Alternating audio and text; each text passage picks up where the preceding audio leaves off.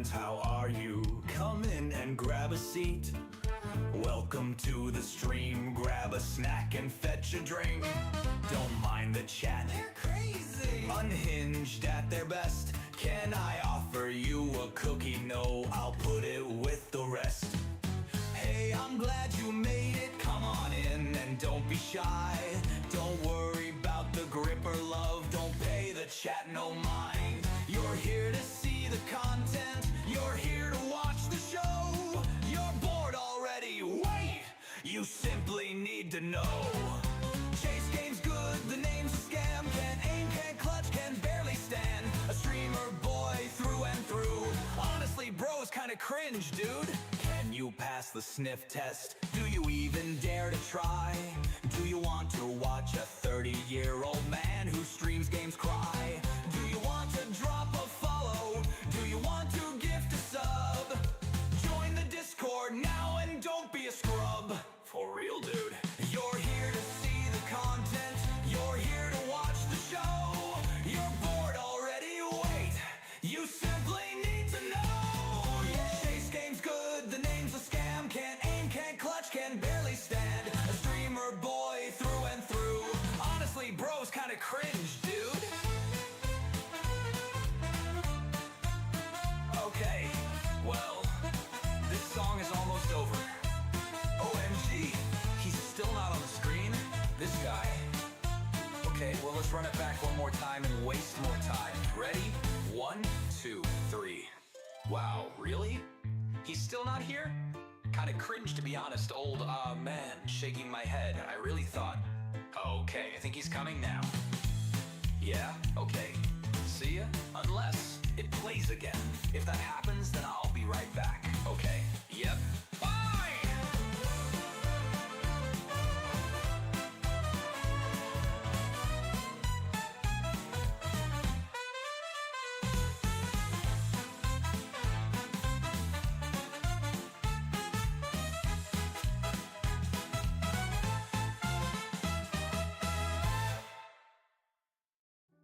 Hello, welcome in everybody. My name is Chase, better known online as Chase Games Good.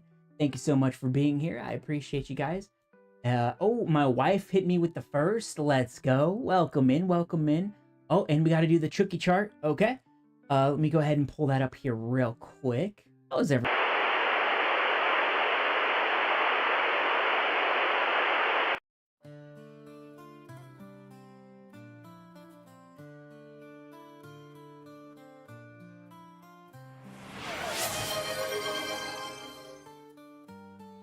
Bitch! Welcome! God damn it! Welcome in, you motherfuckers! You thought that it was Chase, but no, it was not Chase. It was I, Testiculus Torsius, coming back at you for another riveting round. Of stories. Welcome in. How is everyone doing? I hope you've been well since the last time we saw. That was... Hold on, let me read you what... Pretend you didn't see that. Alright, here we go. And we're starting now. Ready? 3, 2, 1. Hello, welcome in everybody. My name is Chase, better known online as Chase Games Good. Thank you so much for being here. I appreciate you guys. Oh, my wife hit me with the first. Let's go. Welcome in, welcome in. Oh, and we got to do the Chucky chart. Okay. Let me go ahead and pull that up here real quick. How's everyone?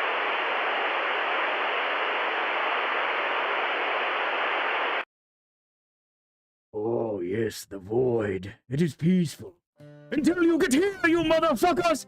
You motherfuckers! Welcome back in to the Rose Forest. That's how that was supposed to go the first time. Alright, I'm still rehearsing. I'm still working on my craft here. It takes a lot of energy to cast my mind beyond the veil to get to you. See, I was listening prior to taking over this stream.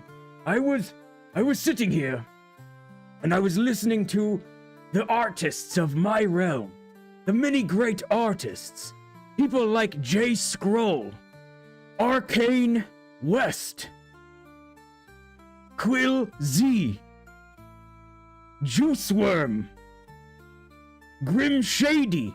I was getting in the right mindset to be here for you lot.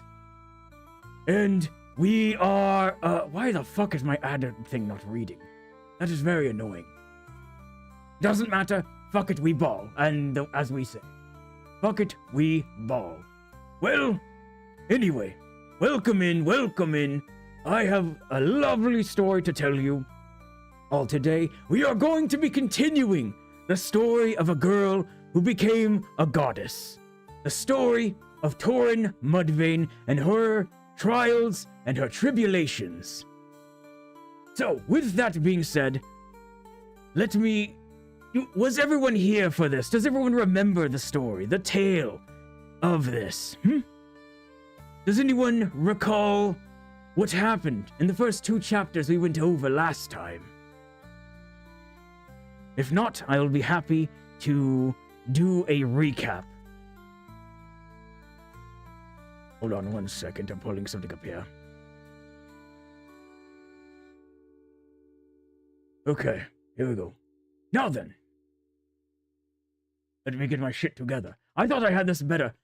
Way better. You know what? While we're waiting, you know what? Let's see what the fuck that Chase guy is doing back in his realm, eh? Let's go back to the void. Alright, we're back. Back in the void. Here we are. Hold on, we're back in the void. You hear it. The void rushing past you, You hear that? It's the sound of eternity. And oh, wait! Wait! What is that? We see Chase! Off in the distance! He thinks he's still streaming! Oh, what a fucking nerd! He doesn't know I put a curse on him! Let's see what he's doing.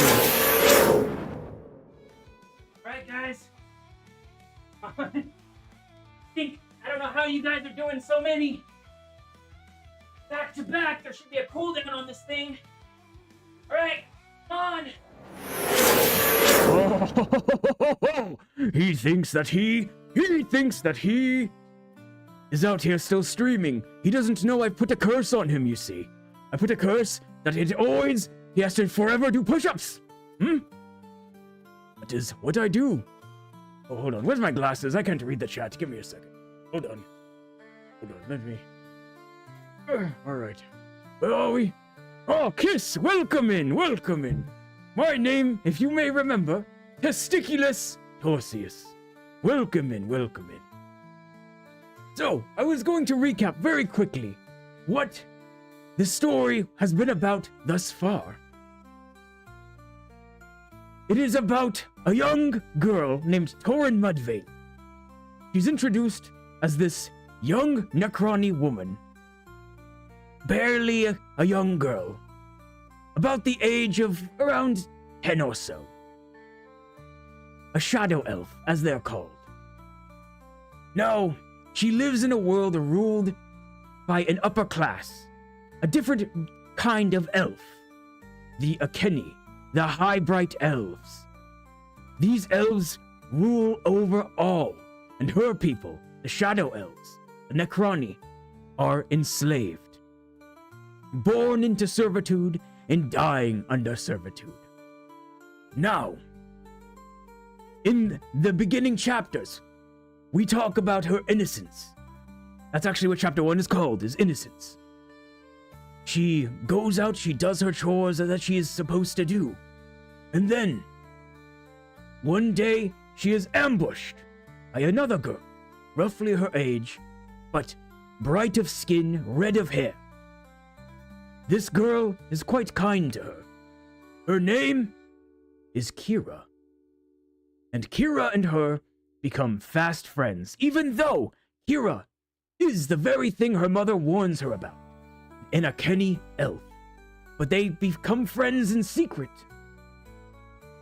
Her mother finds out very shortly after and forbids the friendship from continuing, stating that this is their world and they have no part of being together.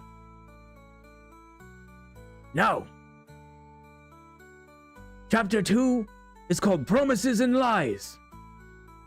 In chapter 2, we talked about how, even though she was forbidden from it, Torin continued to go and see the girl, the Akeni girl, Kira, once a week.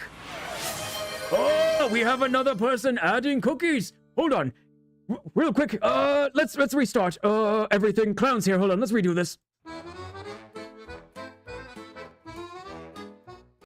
All right, welcome to the Void, Clown. Let's take you to the beginning of the stream here, okay? Hello, welcome in everybody. My name is Chase, better known online as Chase Games Good. Thank you so much for being here. I appreciate you guys. Oh, my wife hit me with the first. Let's go. Welcome in, welcome in. Oh, and we got to do the Chucky chart. Okay.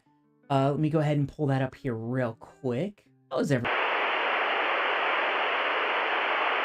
Yeah, fuck that guy. What a nerd, dude. What an absolute fucking nerd. Well, anyway, back to it. We were redoing this. Give me 1 second. Okay, now then. Mr. Testicles. The fuck did you just call me? That is my father's name, I will have you know. That is my father's name! I drink out of his skull! Now then, I am Testicles. No. What is my name? I forgot. Ah, yes! Testiculus Torsius. That's my name, god damn it. You made me forget my name! Let me get my dragon piss. Hold on. I've got a nice concoction here of dragon piss and goblin spit. Hold on. Oh god, let me... You hear that? It sounds like I'm pissing into the cup right now.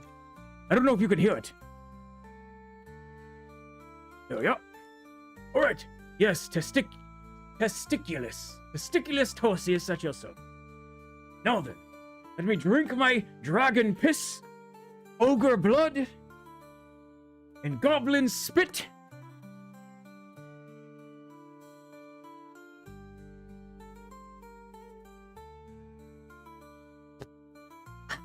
Really,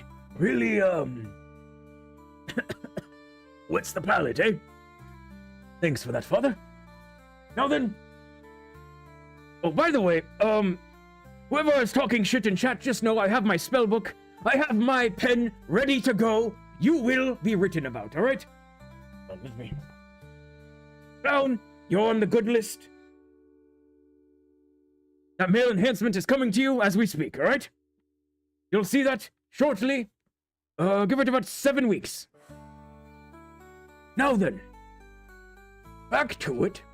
Let me get back to my little summary here. Grab his dick and twist it! Hell yeah, grab his dick and twist it. Testiculus Torsius. Alright, anyway, back to it. So last time we talked about, this story. It was talking about Torn, who is a young Necronic girl growing up in the slums of a town called Veilsport. Now I know what you're wondering. Veilsport? That sounds like a port city. Oh, it is. Would you like to see it by chance, mortals? Well, I am an all-powerful god wizard. Here, one boom, bitch! Hold on, it takes a sec. Oh, there we go. Fucking goddammit. Go, there we go.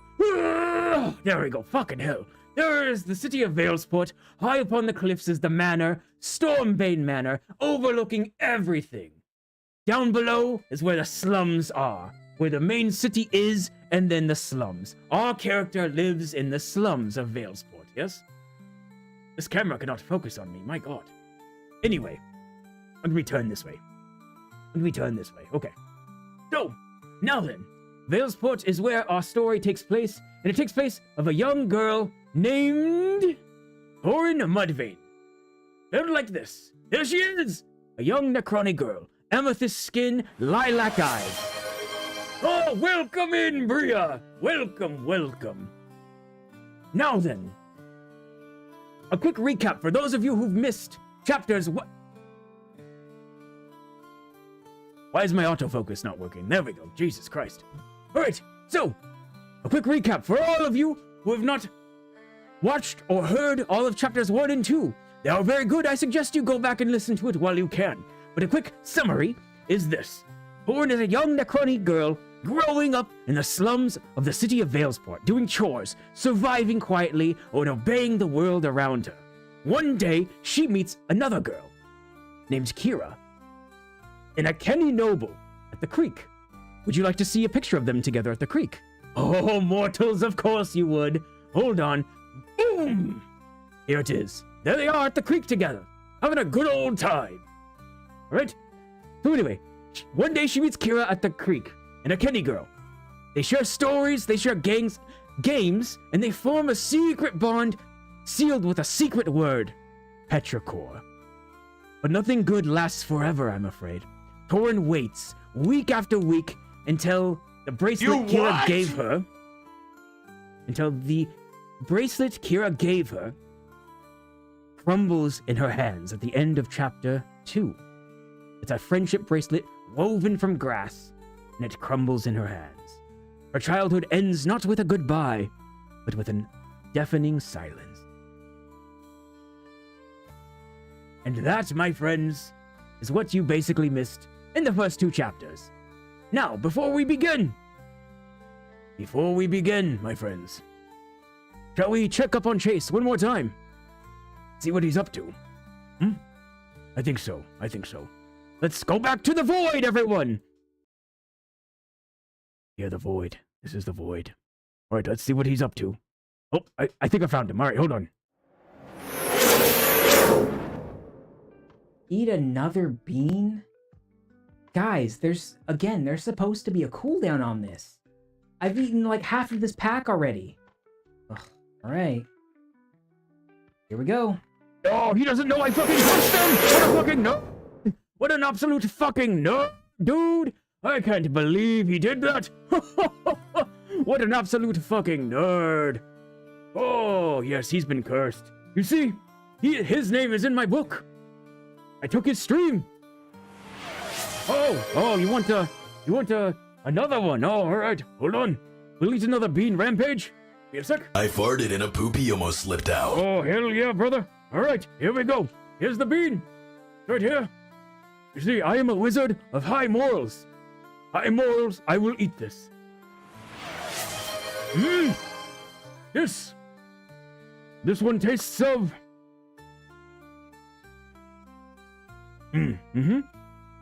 Interesting, yes. It's got a nice under flavor. Tastes like a hint of regret. A bit of, a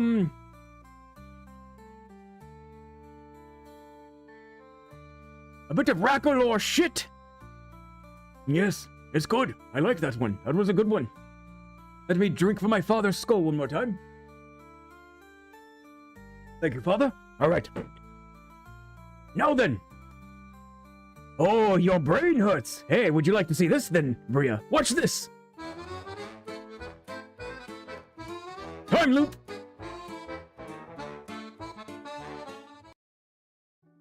Hello, welcome in everybody. My name is Chase, better known online as Chase Games Good. Thank you so much for being here. I appreciate you guys. Oh, my wife hit me with the first. Let's go. Welcome in, welcome in. Oh, and we got to do the Chucky chart. Okay. Let me go ahead and pull that up here real quick. How's everyone? Get absolutely wrecked, man! We fucking got her! We fucking got... Did you say Testiculus needs to comb his beard? Alright, you're going in the... You know what? Hold on. You're going in the list, May. Let me... May... E-N-T-L. Alright. You will trip on every corner you see.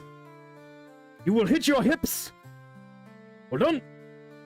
And you will wake one day to step on a Lego. Won't tell you when. Also, all door handles will be sticky from here on out. You will never touch an unsticky door handle. Alright. You don't even own Legos? Listen. I don't know who Chase is. You can tell Chase to shut up. Hold on. You want to tell them together? Alright, hold on. I got you. Hold on. Hey, Chase! Hold on. Where you at, bitch? Hold on. Where is he? Where is he? Hold on. Oh, there he is. Hey, bitch! Shut up! Nobody likes you! Keep doing push-ups, nerd! So many. Keep doing push-ups, you fucking nerd! Cooldown on this thing. Alright, come on!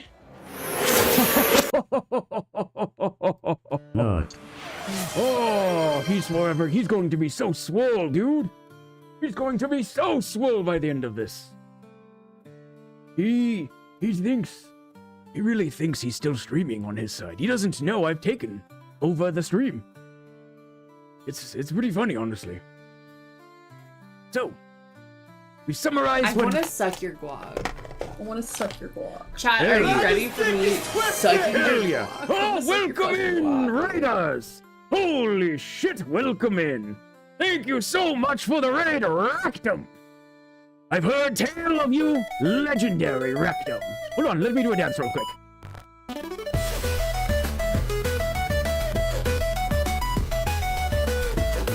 Hey, hey, hey! Hey.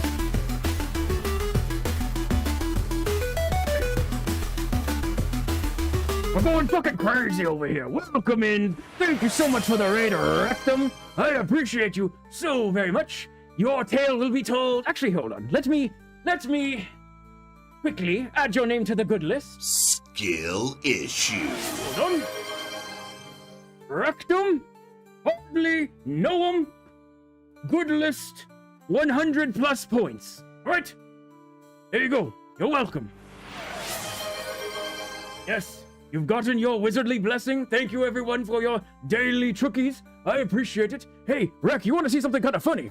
Watch this. Hey, close your eyes for a moment, everyone, if you will, and think about the void. We're about to go on an adventure, my friends. All right? Are you ready? Shadow Wizard Money Game. Oh, hold on. Love casting spells. Hold on.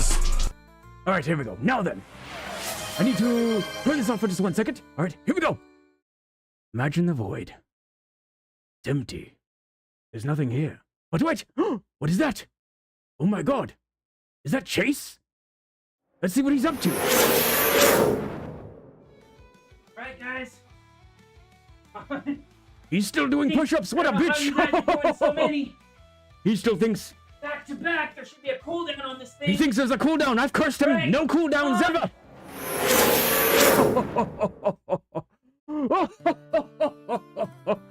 I can't believe it. What a fucking nerd, dude.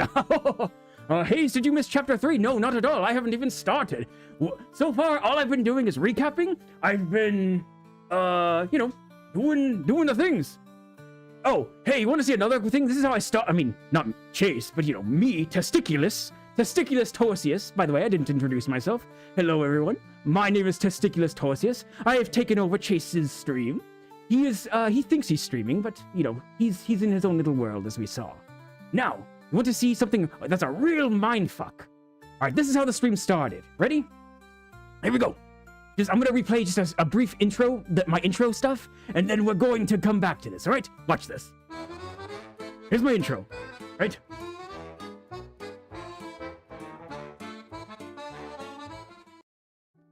Hello, welcome in, everybody. My name is Chase, better known online as Chase Games Good. Thank you so much for being here. I appreciate you guys. Oh, my wife hit me with the first. Let's go. Welcome in, welcome in. Oh, and we got to do the Chucky chart. Okay. Let me go ahead and pull that up here real quick. How's everyone?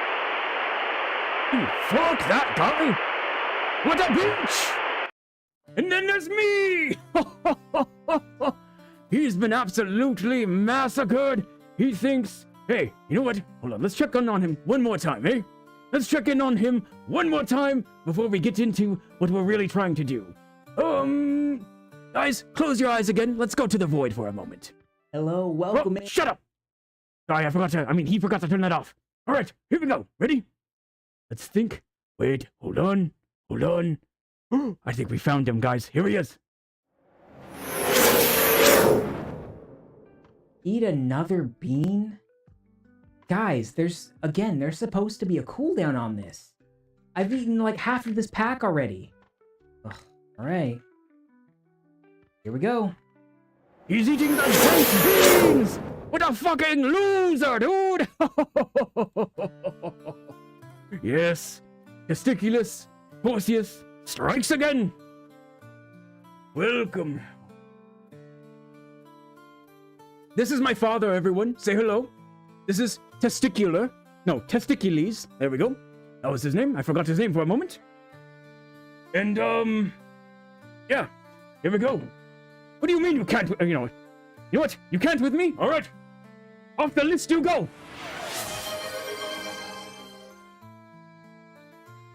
Wreck on the Death Note. All right, sorry. Listen, that's what happens. You mess with the wizard, you get the gizzard. All right. Hey, thank you very much. I appreciate you. Thank you very much. Hey, thank you, everyone. Thank you for the daily trookies. I appreciate you so much. Oh my goodness, it is a little warm in here. I'm not going to lie. This tavern, listen, the Rose Full, not to be confused with the Pink Pony Club. This is the Rose Full. Much different, much more eloquent. Now then. Tabby, welcome in. Hello, everyone. My name, again, for those of you who are now newly joining us, my name is I almost said Takis. Takis do sound good. But no, my name is Testiculus Horseus. At your service. Hold on, let me. At your service. Oh shit, hold on. Sorry. I'm a little embarrassed of my hairline. You passed the sniff test.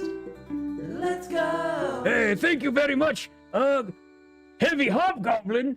They have those where I'm from. Did you just say bold? That is elegance. Look at my gamer head. I've got the gamer head going on right now. Do you see that? Oh, hold on. Yeah, I'm actually at work right now. Yeah, pull around. I'll have your order ready. All right, anyway, God, sorry. Well, welcome again, everyone. I appreciate you.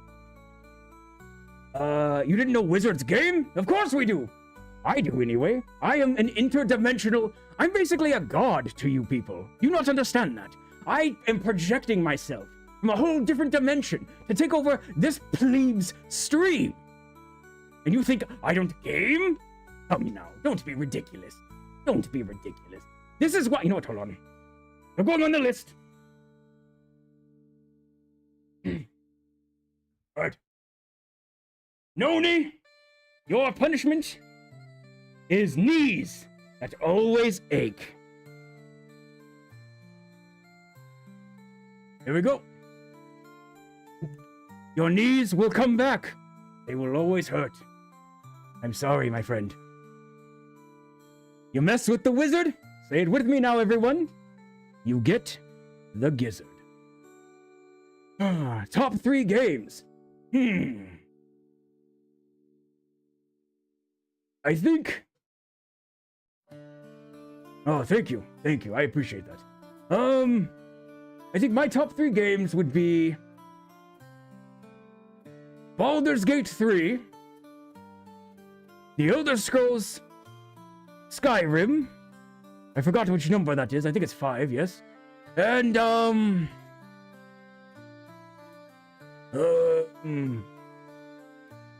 probably Mass Effect, surprisingly. I like those. Not Wizard 101? Oh, that is a good one. That is a good one. But no, my friend.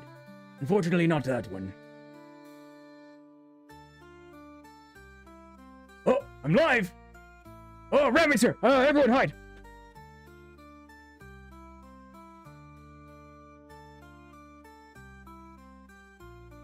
Oh, yes. Welcome. So, again, thank you so very much, if you're still here, for the raid. I appreciate you with trusting me with your community. My name is Testiculus, the normal streamer who's here. His name is Chase Games Good. He's okay. But me?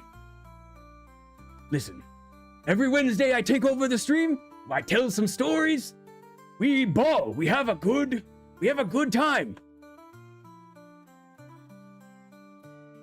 Some weird old man on the internet. I need to sleep. You do need to sleep. If you need to sleep, then sleep you shall have. Hold on. Let me. I got you. Tabby, back to the book. Hold on. All right.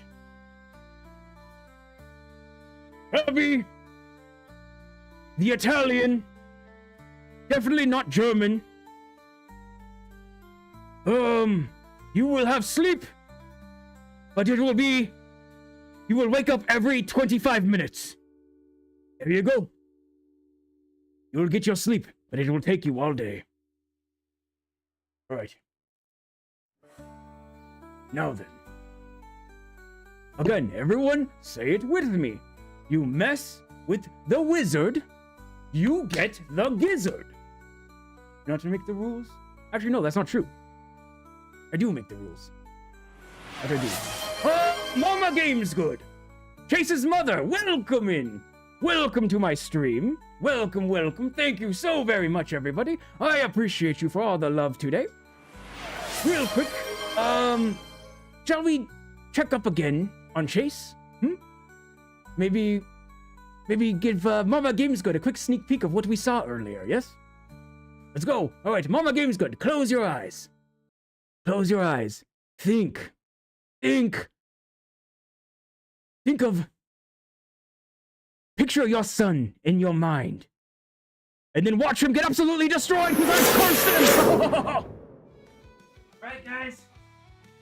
I don't know how you guys are doing so many He thinks he's streaming. back to back. There should be a cooldown. But I've actually on the cursed him. He's forever doing this. Right, come on. He's going to be so swole by the end.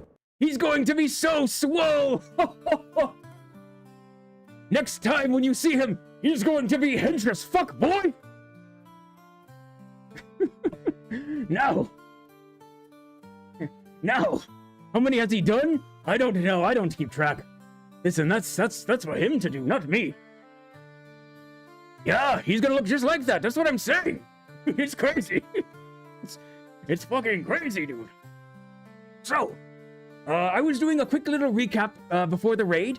Again, if you're still here, thank you so much for the raid. I really appreciate it. Everyone who doesn't know me, welcome. My name is Testiculus Torsius. Normally, who streams here is a man named Chase Games Good. No one likes him. He's, he's not cool like me. Look at this. You see this? Ooh, look at this tall drink of water, eh? But seriously. Have you missed part of the story? No, you haven't, Rami. I have not even started Chapter 3 yet. I haven't even started. So let me get everyone caught up to speed and we can jump into it. I will tell the tale. By the way, I do want to warn everyone as well ahead of time. This story is written by Chase himself. And it does touch on some themes. If you type it... Actually, here, I'll do it myself. Hold on. Just a heads up. I will try to put these in the chat when it comes up, when there are times where themes do get dark. Because themes will get dark. I want to let everyone know that ahead of time. If it is too much for you at any given moment, please do not hesitate to mute, to leave, whatever you need to do. Your well-being is always the best thing we can do. So just a quick little warning for everyone. This chapter does not really get into too much heavy themes, but I wanted everyone who is new here to be aware of the themes that do get approached in this. Now, let me set the scene again for everyone who's brand new to us, yes? This takes place in the city of Veilsport. It's a city that is right on the edge of the ocean. Alright, it's got a large manor on top of a cliffside hill overlooking a city. Would you like to see it, my friends? Well, you do not need to wish because I have it for you. Here it is. Boom! There it is. There is the city of Veilsport for all to see. It is beautiful.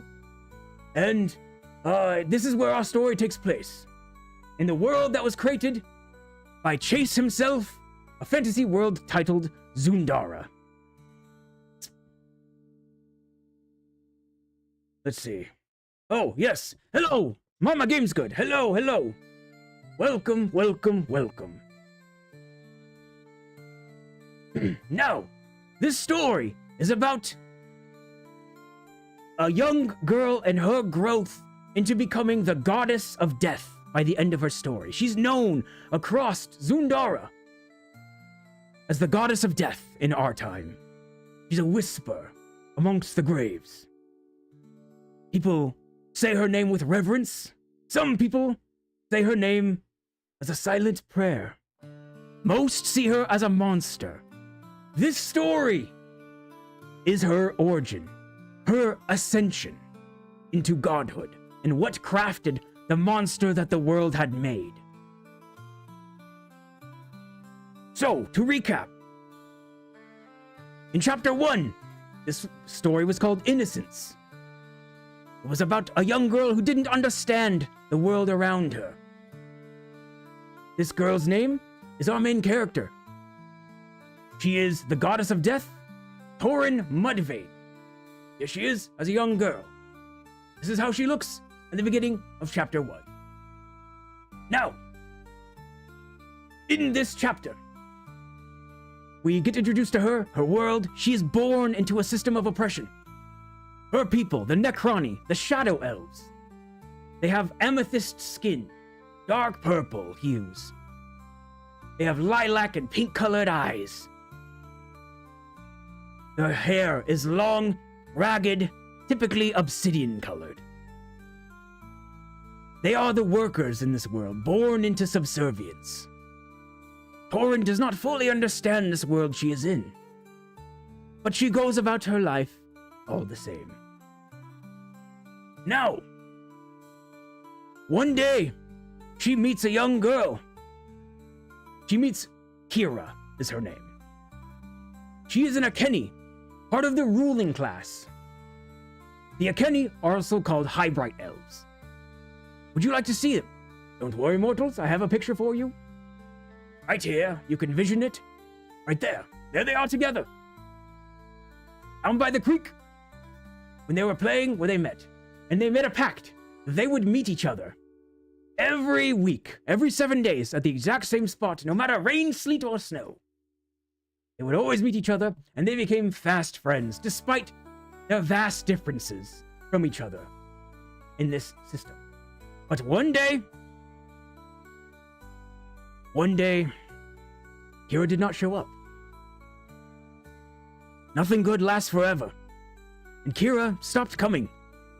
Torrin waited, still coming week after week, until the bracelet that Kira had made for her, a bracelet woven of the very grass where they met, crumbled in her hands. And Torrin's childhood in chapter 2 ended not with a goodbye, but with a silence. And an ache that would be easily forgotten over time. So, my friends, you have been caught up in the wonderful story called Ascension, written by Chase himself. Chapter 3 is called The Cost of Grace. And fun fact for you, there's a time jump. Our young Torrin is no longer young. She is a young woman. Well, I guess she's young still, but she's a young woman now. And I would say, if I was to read Chase's mind when he was writing this, I imagined early 20s, roughly. Yes, it's about a little over a decade time jump. So, let's see what happened from this girl here. Right here, there we go. Look, everyone close your eyes for a moment. Let's go back to the void for a second. Let's go back to the void. And let's try to envision. Let me see if I can grab Torrin and pull her into our reality. Let me see if I can show her how she looks these days to you. There she is. Young Torrin has grown into a young woman. Steeled. Yes. She looks rough. She's a little rough, yes. A little bit rough. She's had a hard life so far. She may be young, but she has had a relatively hard life. She has, yes, exactly. She has been through it, for sure. So this chapter, I will tell you, is a little bit shorter. It's about 11 pages long, but I think when Chase wrote it, it was the perfect length for what needed to be said. So, if we go through it too quickly, we will see about potentially also jumping in to chapter 4. We will see. We'll have to see when we get there. But for now, let us begin Chapter 3, The Cost of Grace. She low-key looks like Laura Croft. Is it because she has a braid? Hold on, let me go back.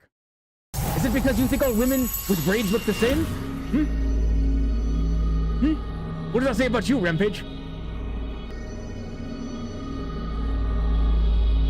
Insane. But yes, there she is, born in all of her glory. So, let us continue with Chapter 3, The Cost of Grace. Years passed. A decade of hardship hardened her. Yeah, we can tell. She's pretty, I think. Exactly, Mama Games. Good, thank you. I think she looks wonderful. She's been through it.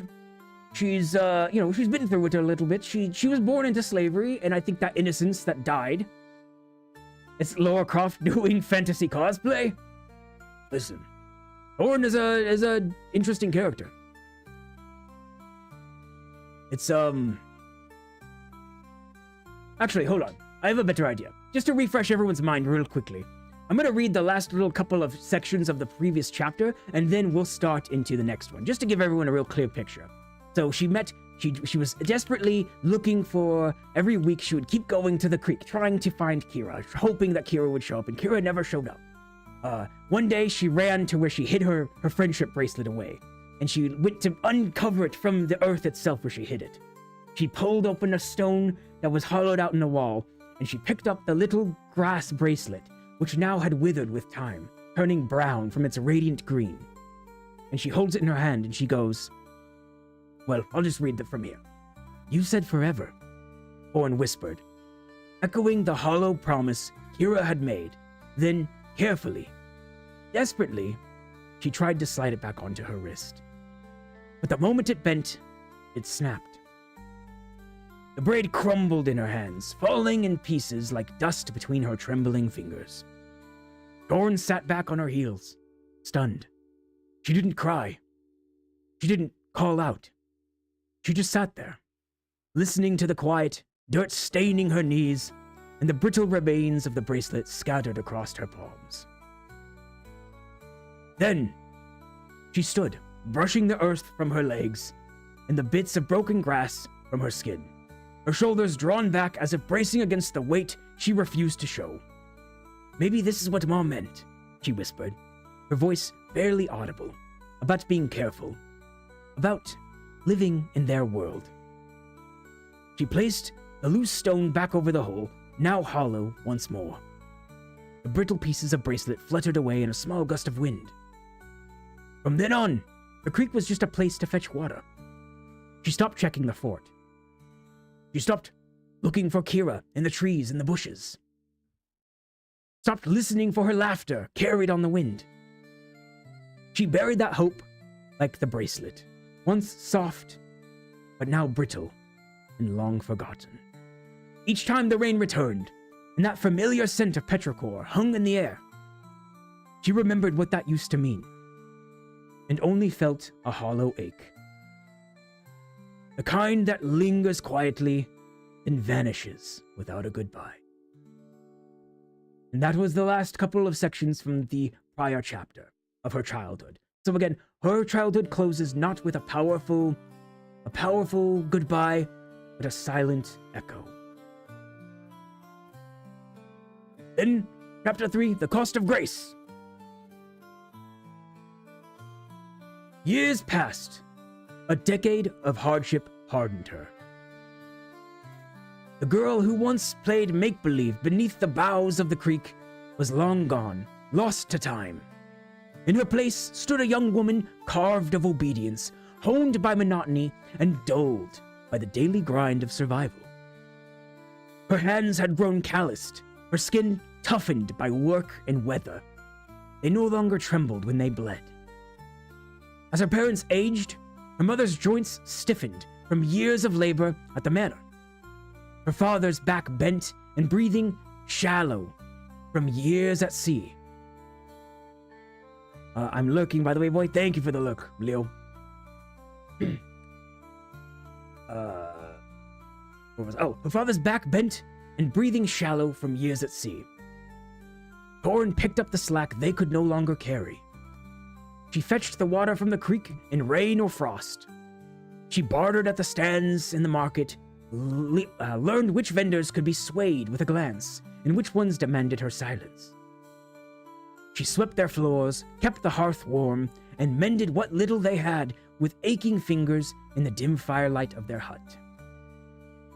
She ran the household the way her mother had taught her, quietly, efficiently, invisibly. No one called it impressive. No one thanked her. It was simply expected, and never once did Thorin complain. In the late hours of evening, Griselda returned home.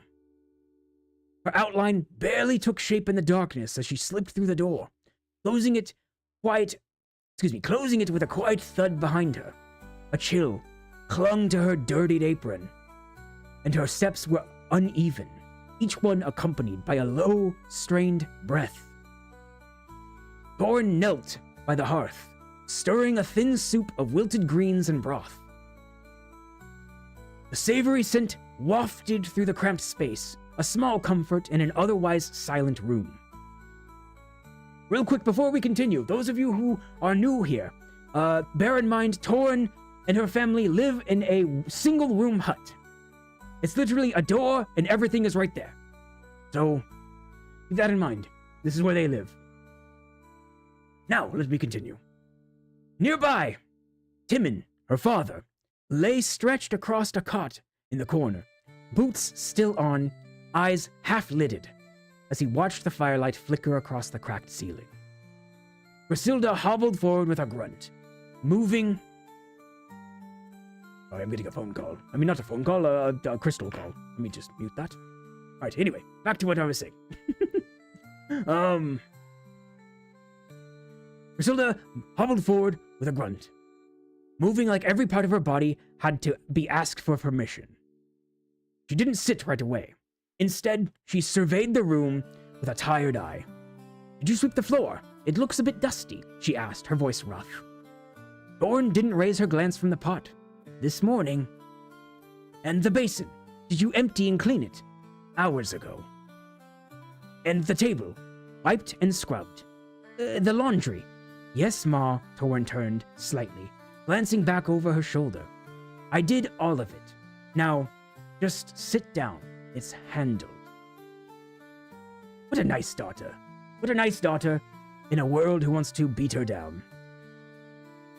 Griselda hesitated, her lips still parted with the next question lingering. But nothing came.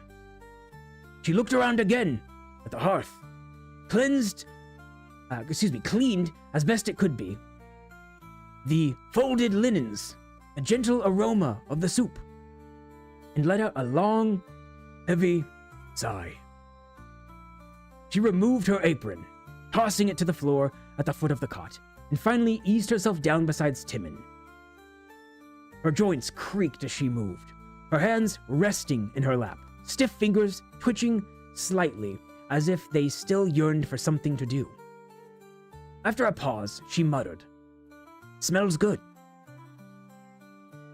A silence lingered after Griselda muttered her praise, broken only by the hushed bubbling of soup. "Ah, welcome, Bunny! Thank you! Thank you! We are reading more stories. You're welcome to join in, gather round, get a seat. Thank you for your cookie offering. I will note it in the book. Hold on. Let me put it in the spell book real quick. Bunny, cookie offering. Did not mess with the wizard, does not get the gizzard. Alright, here we go. Perfect. Now then, where were we? A silence lingered after Griselda muttered her praise, broken only by the hushed bubbling of the soup. She sat hunched toward the hearth, slowly rubbing her aching legs. "You've done well keeping things together, Tori."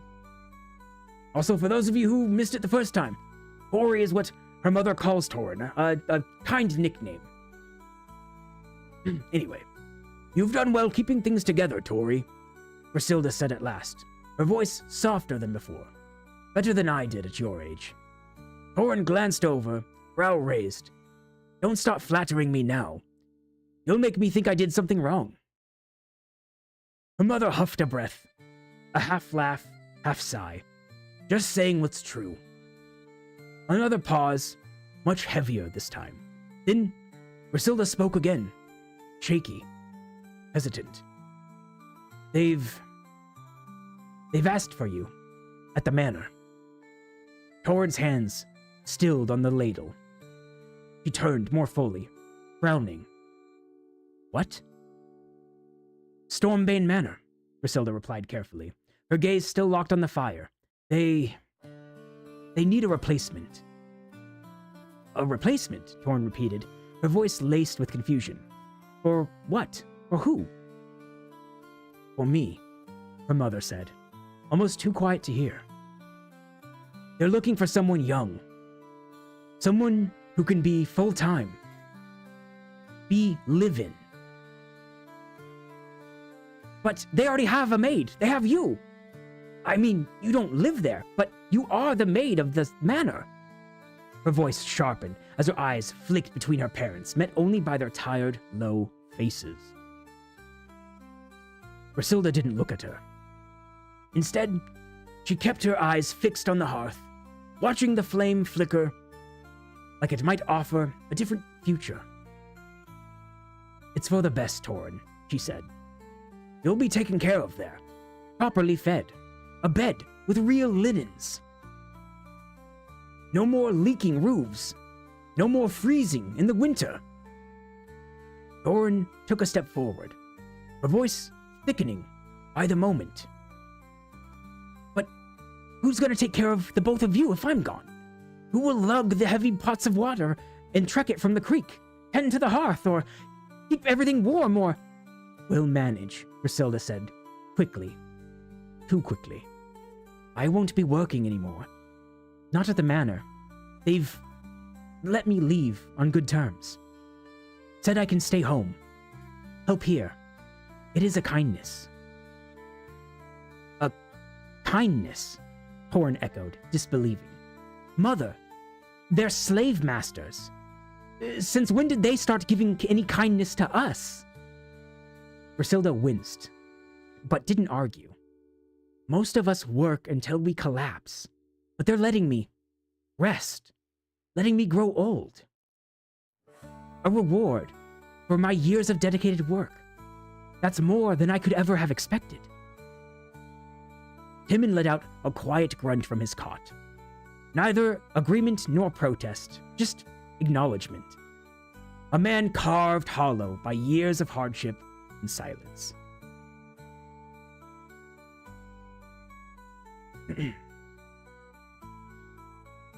Torin shook her head, turning back and stirring the I can't read.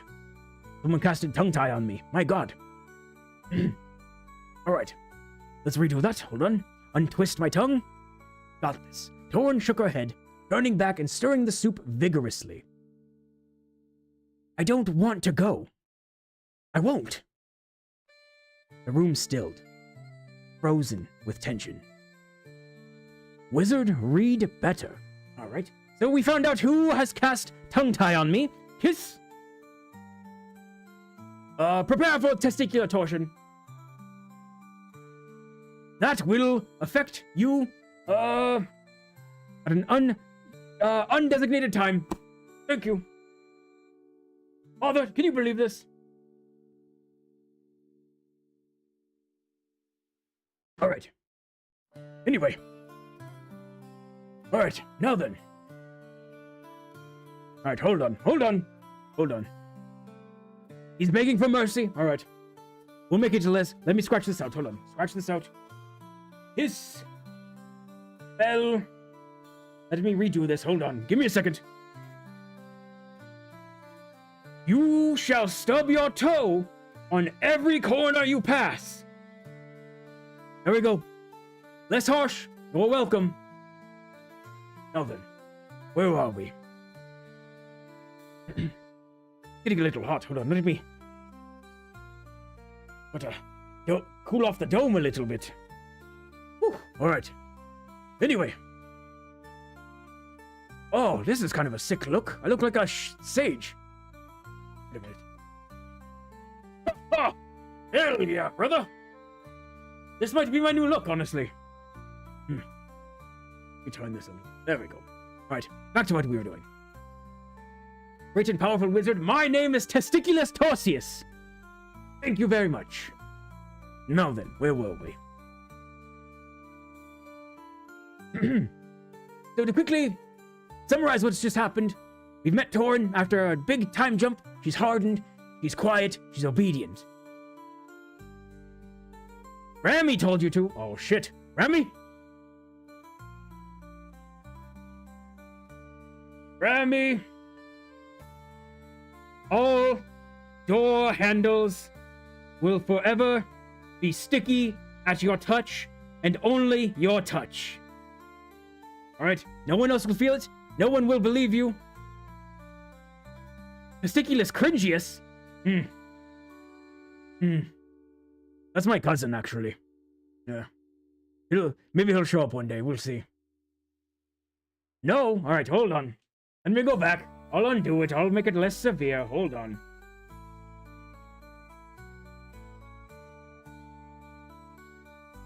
I'm not going to tell you what this one is.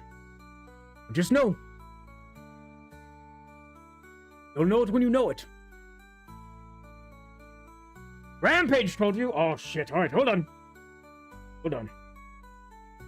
Rampage! Banned to the Shadow Realm for all eternity, and then confined only to see bright lights everywhere he looks, like way too bright, like when you're driving at night and someone has the headlights on, too bright, and you're like, bro, why do you have those bright lights on? Are your brights on? Are you serious? And they're like, no, I don't, and you're like, yes, you do, you bitch. That's what he gets. Right, there we go. Now then. Where were we?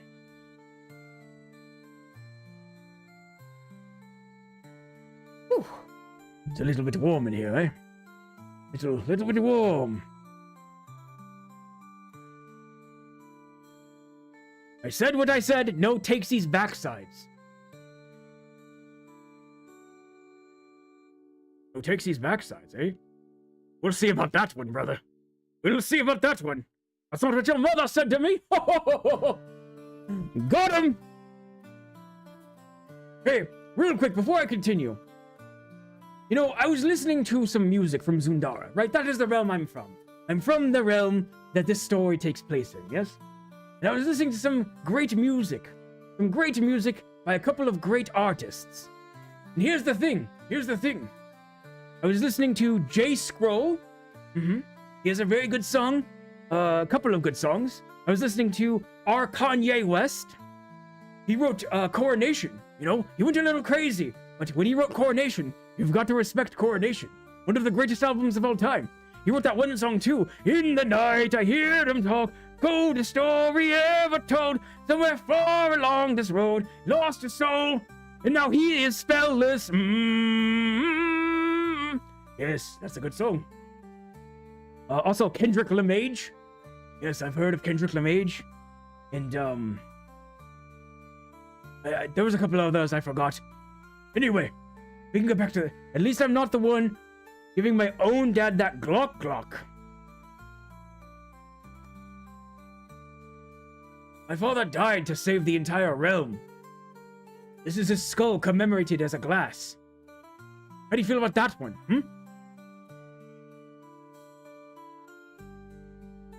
Think before you speak. Think before you speak. Now then.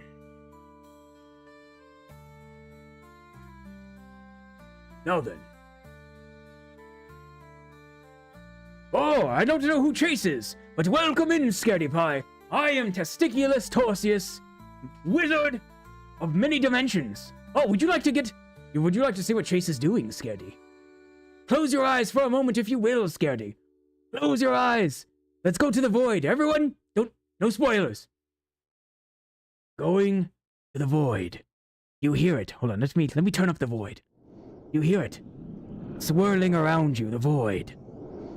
It's all around you, everywhere. Let me turn it back down. It's kind of loud. All right, let's see what Chase is doing over in his stream. All right, ready? Let's see. Eat another bean? Guys, there's supposed to be a cooldown on this. He I've thinks eaten, he's like, half streaming of this still. pack What a already. nerd! Ugh, He alright, doesn't know I took over. here we go.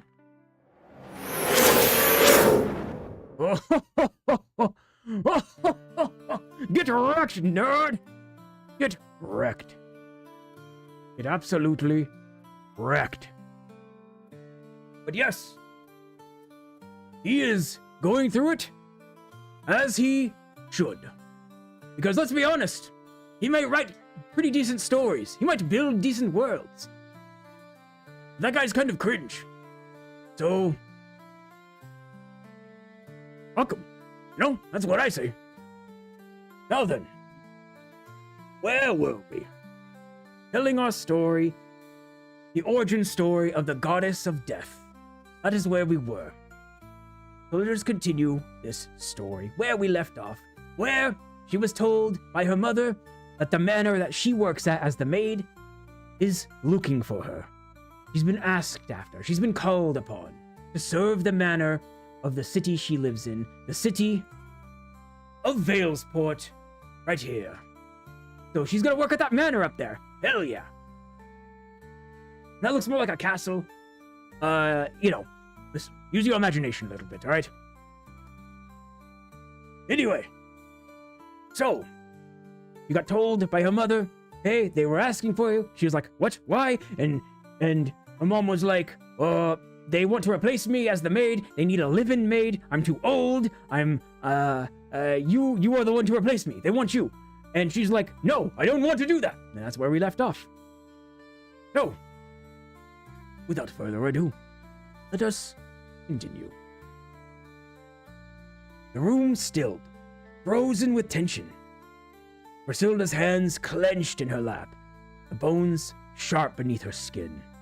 She let out a long breath through her nose, her voice low when it came, reminiscent of when she would scold Torin as a child. You have to. Torin looked up, startled. You cannot deny the Akeni, let alone a lord. And I'm too old, he said, her words ice cold as they cut through the room. I can't do what I used to do. Scrub floors, haul buckets. My back seizes if I bend over for too long. Sounds kind of like Chase, am I right? Oh, that old bitch. Anyway, let's lock in. Sounds like some 14th century mama drama. I'm saying. Aren't you crazy? Her voice didn't rise, but it thinned, like a thread being unraveled. And your father. He's already fading fast. He's half out the door as it is. Her eyes flicked toward her husband. We won't last forever. Orin's lips parted, but nothing she could think to say would come. Griselda leaned forward, slightly, the firelight catching the deep lines in her face. I know what the manor is. I know it's not freedom, but it's fresh food that isn't rationed. It's a warm bed and a roof that keeps the rain out. And if that's all this world is willing to give you, then you must take it. She leaned back, closing her eyes, letting a small sigh escape her lips. Orin didn't reply. She didn't argue, didn't scream, didn't beg her mother to reconsider. She knew she was right. Her people never had choices, only circumstance. She only sat still for a while, her hands tightening around the ladle until her knuckles turned pale. The soup had begun to settle again, its surface gently rippling beneath the hush of the hearth. So, when do I have to go in? Griselda's eyes popped open, a visible shock that there was no retort. Tomorrow, she replied, at first light. Thorin nodded once. Nothing more. No trembling lips, no tears, just quiet surrender.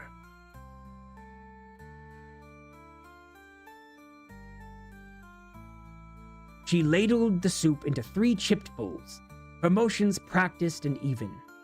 She handed one to her mother, another to her father, then curled up with the last one beside the hearth, legs folded tightly beneath her. They ate in silence. The fire cracked and popped, and every so often the old rafters above creaked, as if they too were bracing for a weight no one could name. Afterward, as Griselda cleared the bowls, she spoke again. Kindly, but not with the familiar rhythm of instruction. Excuse me. I read that line wrong? Someone's casting Tongue Twister on me again? I need to counterspell this. Alright, sorry, that was the counterspell. Alright, now then. Let me lock in. Lock in, wizard. Lock in, wizard. Okay, we got this. So, afterwards, as Griselda cleared the bowls, she spoke again, kindly, but with the familiar rhythm of instruction. You'll want to braid your hair back. The stewardess doesn't like loose strands. Says it makes us look feral. Thorin nodded faintly, holding a blanket over her lap. Always bow or curtsy when you enter a room. Keep your hands folded if you're not using them. Don't speak unless spoken to. And keep your eyes low, but not too low. It makes you look like you're hiding something.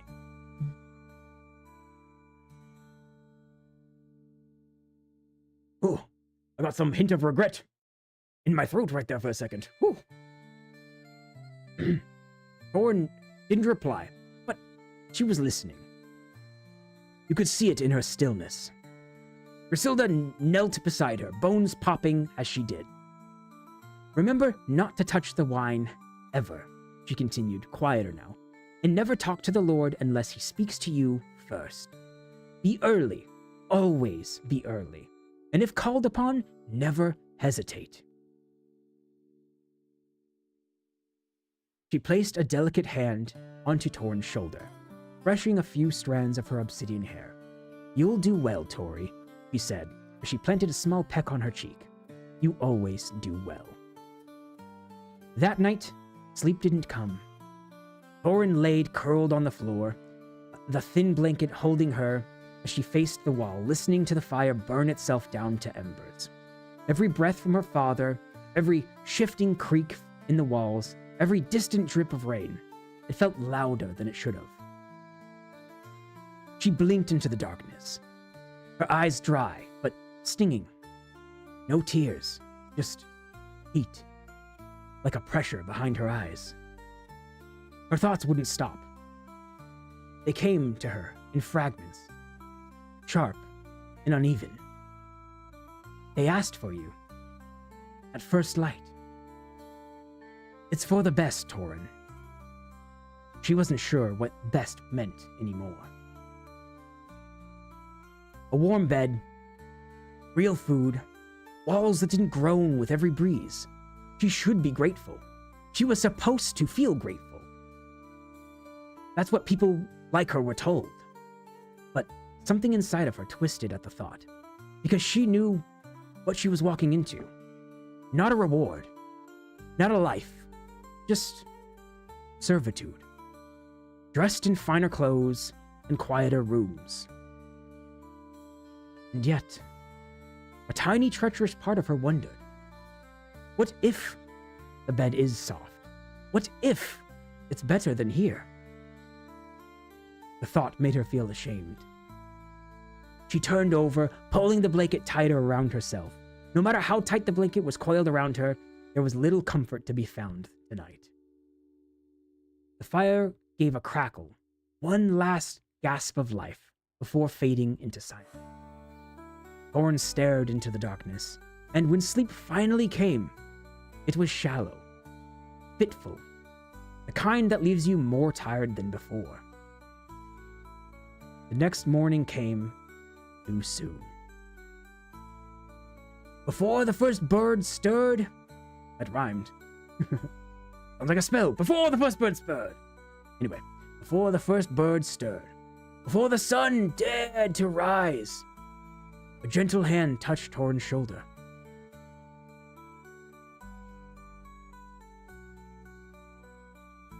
Oh no, look. Lol? Oh, okay, got you, okay. I was confused, I was like, look at what? You need to go back in the book, Rami. I have the pen. You can go back in the book.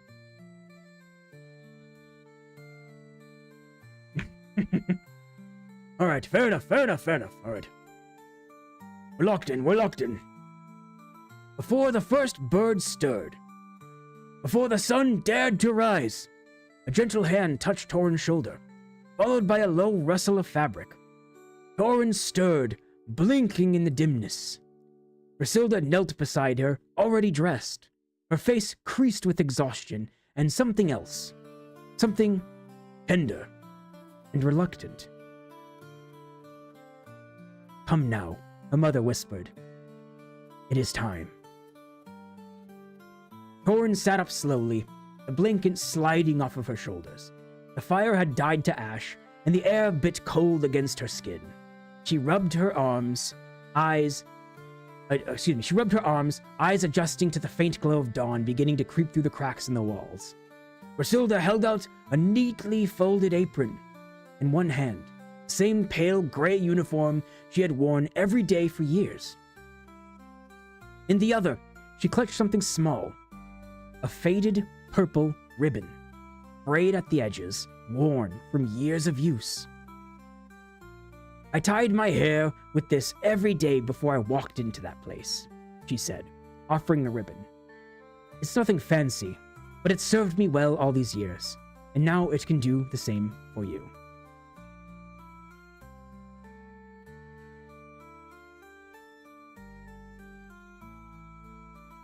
Rami, you know I can read. I may be a wizard, but I can read.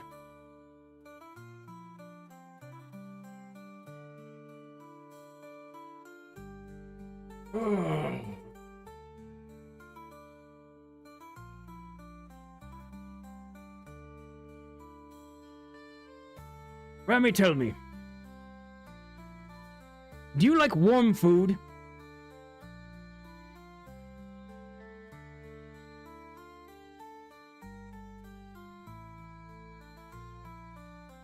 Oh, welcome!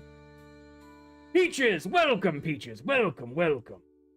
My name is not Chase. Chase is not here. I am Testiculus Torsius, master of this world, keeper of the lore of the world Chase has created, and teller of his stories. Would you like to see what he's doing? He thinks he's still streaming, that absolute fool. Peaches, close your eyes for one moment. Let us take a quick look into the veil. Let us see what is going on with Chase in this very moment. Here we go. We're going through the veil. Going through it. Oh, it looks like he's about to start his stream. Hold on, let's see. Hello, welcome in everybody. My name is Chase, better known online as Chase Games Good. Thank you so much for being here. I appreciate you guys. Oh, my wife hit me with the first. Let's go. Welcome in. Oh, and we got to do the Chucky chart. Okay. Let me go ahead and pull that up here real quick. How's everyone? Haha, boring, no. What a nerd. Oh, get absolutely destroyed, nerd. Anyway, he thinks he's streaming. He doesn't know he's been cursed, though. Yeah, I get to control everything on his stream. It's pretty fun. So, we're telling a story. See, here's the thing. Chase might be kind of cringe, but he has created this world called Zundara, a magical, dark fantasy world in which he likes to write stories. He likes to write books. He's created the different races that exist in the world. He's created the politics in the world. He's created everything in the world. Everything in it has been created by him over the last couple of years. And every Wednesday we come together, and I, as the lore master, I tell some of his stories, talk about his world, and indulge everyone in some fun skullduggery, as it were. Yes, welcome, welcome. So, that is what we are doing. We are reading a story about a girl's rise into godhood. She starts out as a young slave girl, beaten down by the world, and what it takes to make her turn into the goddess of death.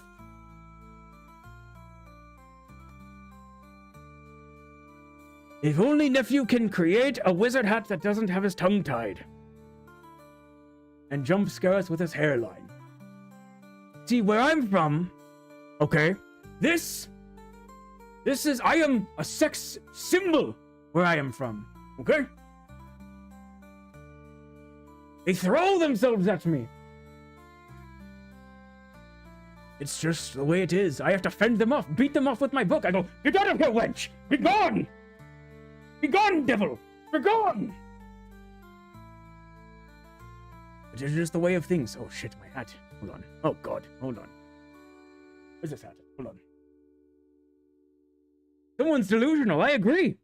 I agree, someone is delusional. Page? For real, this guy. Unbelievable. But yes, welcome in Slasher Peaches. Thank you so much for being here. If you would like to stay, hang out with us while we vibe and talk about some stories, you are more than welcome to. You are always welcome into, not the Pink Pony Club, but the Rose Foal. For those of you who don't know, a foal is a baby horse. Rose Foal. Rose Foal. It's got a dent. No, it's from my headset, you see, right here. Yeah, I've got that gamer head. You know when people wear headphones too much?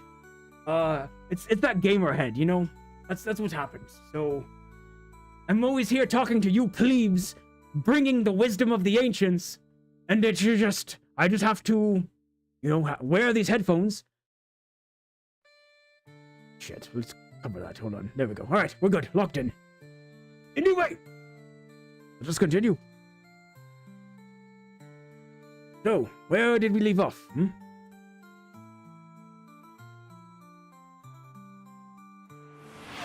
Oh, blasted comb. Divine as ever, welcome. Everyone say hello. This is Chase's wife. If you are rude to her, you will get banned from life. Did they have those back then? Rami.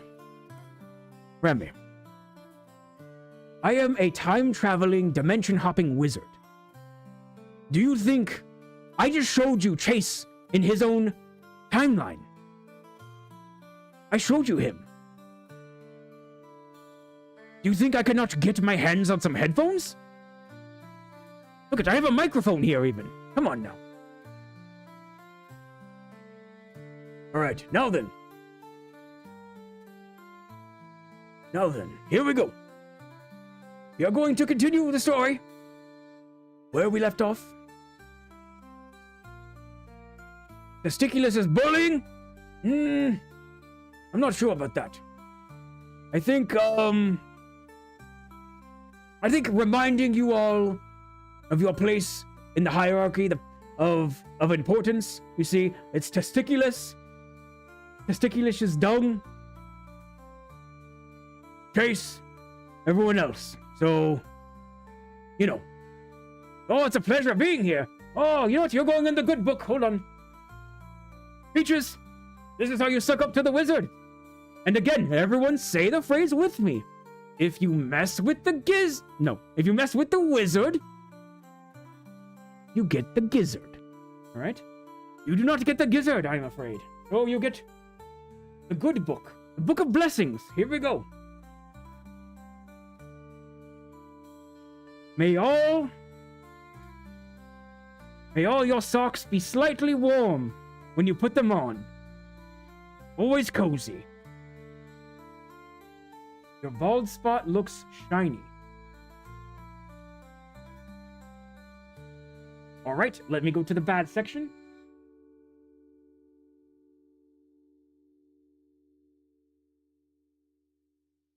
Alright. Here we go. My bald spot. Please. Please. Ridiculous. Absolutely ridiculous. What bald spot? Huh? Does that look like a bald spot to you? That's not a receding hairline, okay? This? Hear that? You hear that? That's not a receding hairline. That is a extending forehead. Thank you. It's a conquering forehead. This is the forehead of conquerors. Now then, where were we? We were reading the story, Thorin and her ascension to godhood.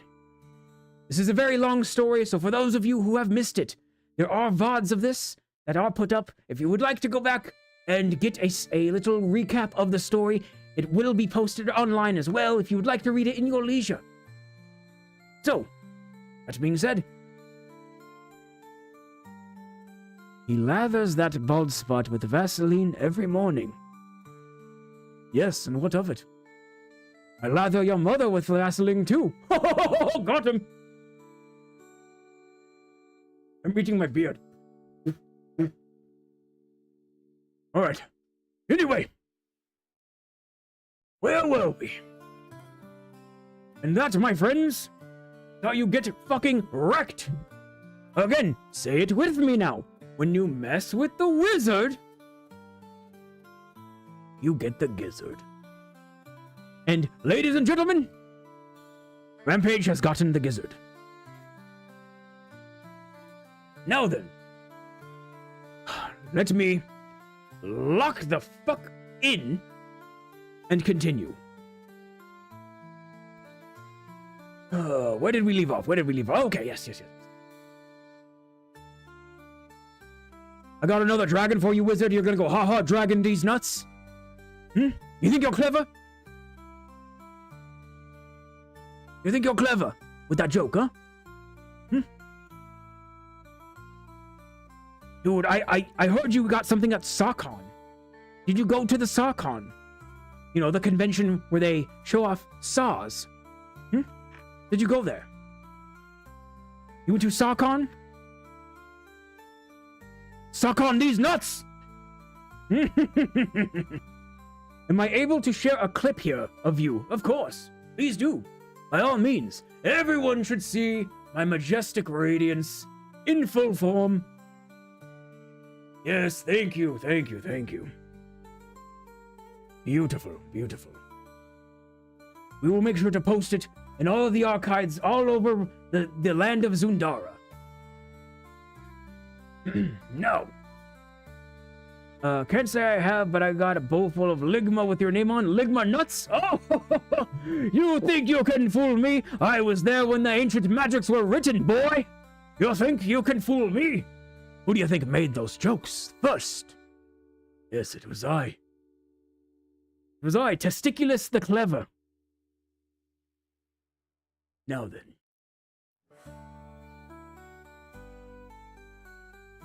Oh, 10 out of 10.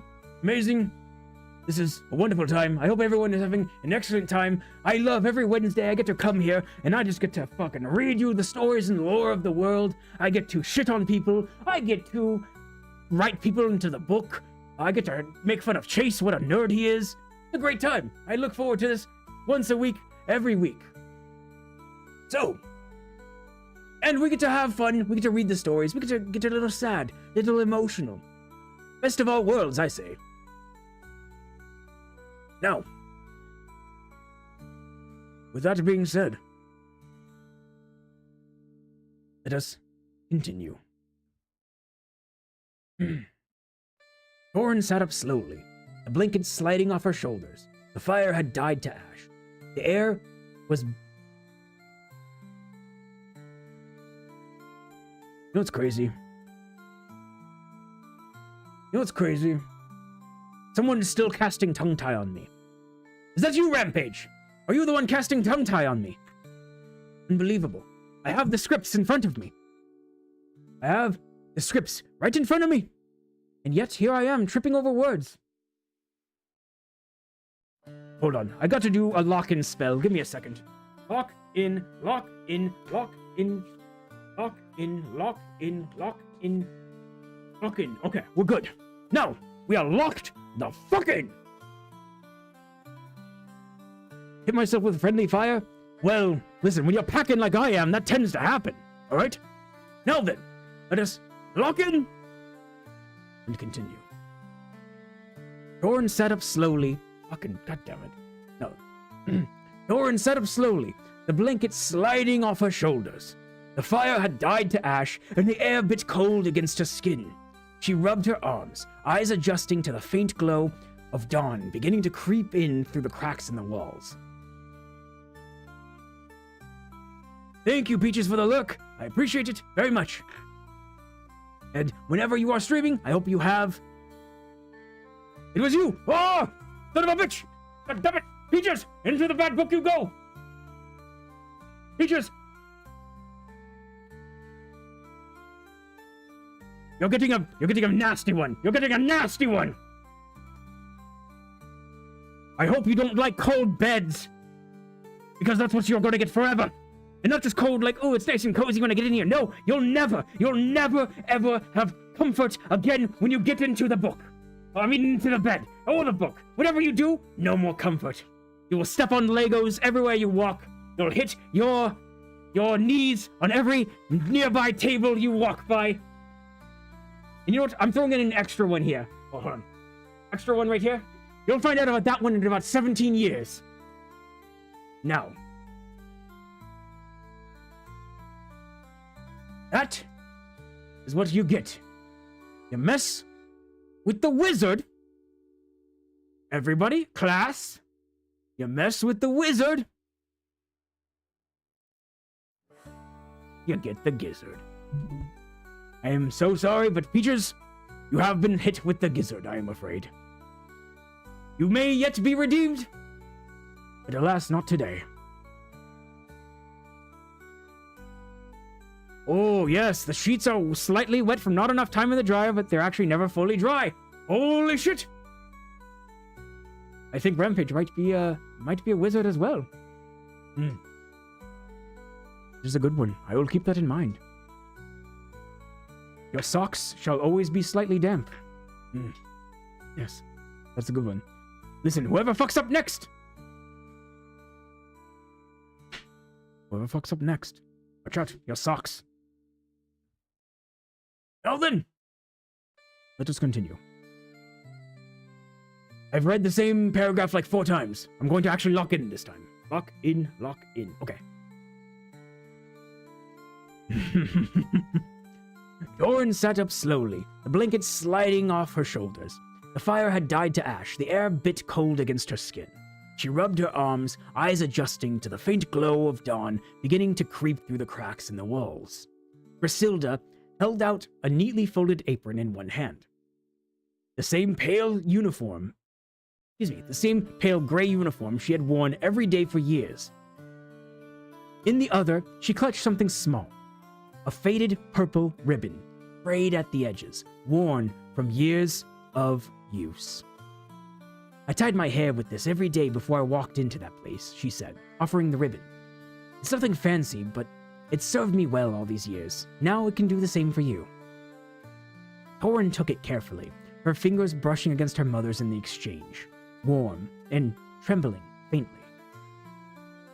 She turned it over in her palm, running her thumb across the dwindling threads. She remembered that ribbon, always weaving it tightly into her mother's bun. The final step before she left for the day. Go on then, Griselda said, gesturing to the small crooked shard of mirror on the wall. Braid it back, neatly. Braid it back, neatly.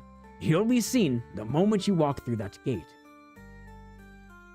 Doran nodded, rising slowly. Her legs stiffened from their restless sleep. She crossed the room to the mirror and began to braid her hair. Her hands moving slowly, deliberately, with care. Griselda stood just behind her, their reflections side by side in the cracked glass. Their features so alike, yet shaped by different lives, like a specter seeing a former self. They shared the same cheekbones, the same solemn brows, the same lilac eyes flecked with rose. Though her mother's were lined with wrinkles carved by time. Her mouth was drawn with old disappointments, her posture shaped by too many years spent bowed. Thorn's face, by contrast, was still unweathered, sharp in some places, softer in others. Though her eyes carried a weight, not the burden of years, but inheritance. Inheritance of seeing her mother beside her, and wondering if she was already halfway to becoming her. Her mother reached forward, gently tugging the braid together. "There," she murmured, "that's better." So can you picture it, everyone? She's looking in the mirror. She sees there's a cracked shard of glass mirror, and she's looking into it, and she sees her mother reflected next to her. Seeing so much of herself in her mother, but as if it's a different person, a different life, one that's just about to start versus one that's just about to end. Would you like to see it? Because we have a visual. Let me see. Everyone close your eyes for a moment. We're going to go back to the void for a second. Focus on that moment. Bring it to light. Here it is. There she is in the mirror. She sees her mother, looking back at her like a specter as she braids her hair. Magnificent, truly. Ooh, they rough, yes. They have a hard life. They have a very hard life. Now, let's continue. Her mother reached forward, gently tugging the braid together. "There," she murmured. "That's better." Thorn met her own gaze in the mirror, then her mother's beside it. A flicker of something unspoken passed between them. Not pride, not fear. Something heavier. Griselda placed the apron in Torrn's hands, smoothing a wrinkle with the flat of her palm. "Put it on. Make sure to tie it well." Imagine actually getting through chapter 3. Oh, we'll get through chapter 3. It's taken a lot longer than I expected, but this is good. This is good. Chapter 4 is about 30 pages. It's a lot longer. There's a lot more I had to do it. I mean, not me. Chase had to do it. And, it's a little longer. So that one might be a bit longer of a stream when we get to that next time. But we should be able to finish this one. We're getting close to the end here. Anyway, back to it. Thorn met her own gaze in the mirror, then her mother's beside it. A flicker of something unspoken passed between them. Not fear. Not pride. Something heavier. Griselda placed the apron in Torrn's hands, smoothing a wrinkle with the flat of her palm. "Put this on. Make sure to tie it well," she said, her eyes fixed upon the apron rather than Torrn's face. Thorn obeyed, slipping it over her head and tightening the knot around her waist. Her mother hovered nearby, offering quiet instruction. "Keep it clean," she muttered, "and gods, don't let it wrinkle or get stained." Thorn gave small, steady nods. She didn't speak, didn't trust her voice to stay steady if she did. "You really should eat before you leave," her mother added, after a pause, her voice low. She turned to the pot from the night before and ladled what remained into a partially cracked bowl.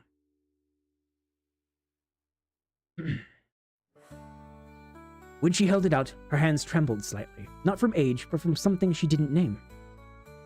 Thorn took it delicately, their fingers brushing. She sat beneath the hearth, excuse me. She sat by the hearth. "I still think it's you, Rampage, casting tongue twister on me because Peaches is lurking, and here I am, still fumbling my words. I think it's you. I'm pretty sure it's you. Anyway, sorry, let me get back into it." She held it out, her hands trembling slightly. Not from age, but from something she didn't name. Thorn took it delicately, their fingers brushing.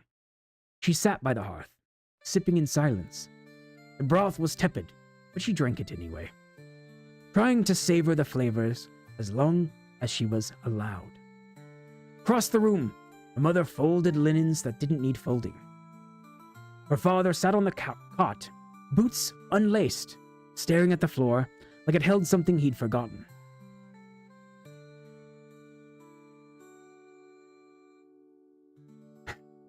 Remy, is it you? It sure seems like it might be you. I'm keeping my eyes on you. I'm keeping my eyes on you, that's all I'm saying. Keeping my eyes on you. A likely story. Likely story.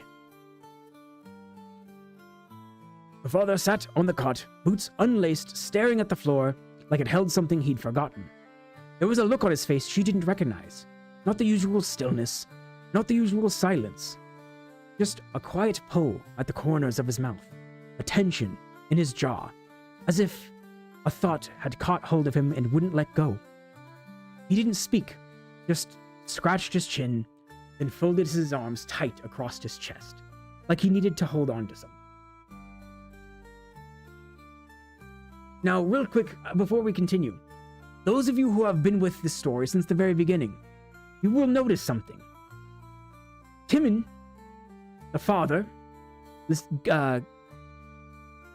Torin's father, and Griselda's husband, Timon, doesn't ever talk.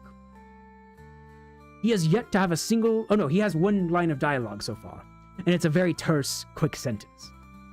He is a man of not very many words. And this, the one day, maybe he should have some words. He doesn't. So again, let's go back. Her father sat on the cot, boots unlaced, staring at the floor like it held something he'd forgotten. There was a look on his face she didn't recognize. Not the usual stillness. Not the usual silence. Just a quiet pull at the corners of his mouth. A tension in his jaw, as if a thought had caught hold of him and wouldn't let go. He didn't speak, just scratched his chin, then folded his arms tight across his chest, like he needed to hold something in. When the bowl was empty, she rose. She adjusted the apron, tugged once on the ribbon, then crossed the room toward the door. The peg next to it held her cuffs, her bracelets, as she once called them. She slipped them on with practiced ease, metal cool and familiar around her wrists. The short, broken chain clinked faintly as they settled. Finally, she reached for the door. Her hand hovered just over the handle, frozen. This was it. Who knew when she'd return? If she would return at all. Behind her, the room felt still. Not silent, just still. Like everyone was holding their breath. She looked over her shoulder, just once, just for a moment. Her mother stood by the hearth, arms folded, her face unreadable. Only her eyes betrayed her, clouded with something quiet and buried. Timon rose from the cot and wrapped his arm around Griselda's shoulder. They didn't speak, offering only a single nod, a slow, solemn gesture that said more than words would. Torin blinked, steadying herself. She didn't want to crack, didn't want to give her mother a reason to scold her for her softness. "Bye," she murmured, her voice tiny and shaky. Griselda didn't rush to her, didn't shed a tear. She calmly stepped forward, just enough to place a gentle hand on her arm. "Be good, Tori," she said, a broken smile crossing her face. A knot began to form in her throat. She couldn't speak and risk bursting at the seams. Instead, Torin offered a polite nod and a petite smile before turning back to the door and finally opening it.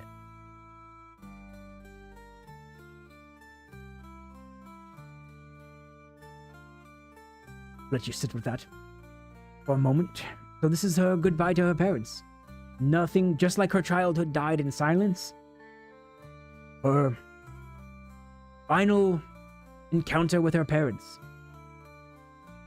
is not a grand crying goodbye, but much like everything in Torin's world, it is a silent obedience. It is a quiet thing, filled with sadness. Now, everyone, close your eyes for a moment. Let us think for a second. Focus on this image. See it in your mind as we summon it to the screen for you. Here she is, hair braided back.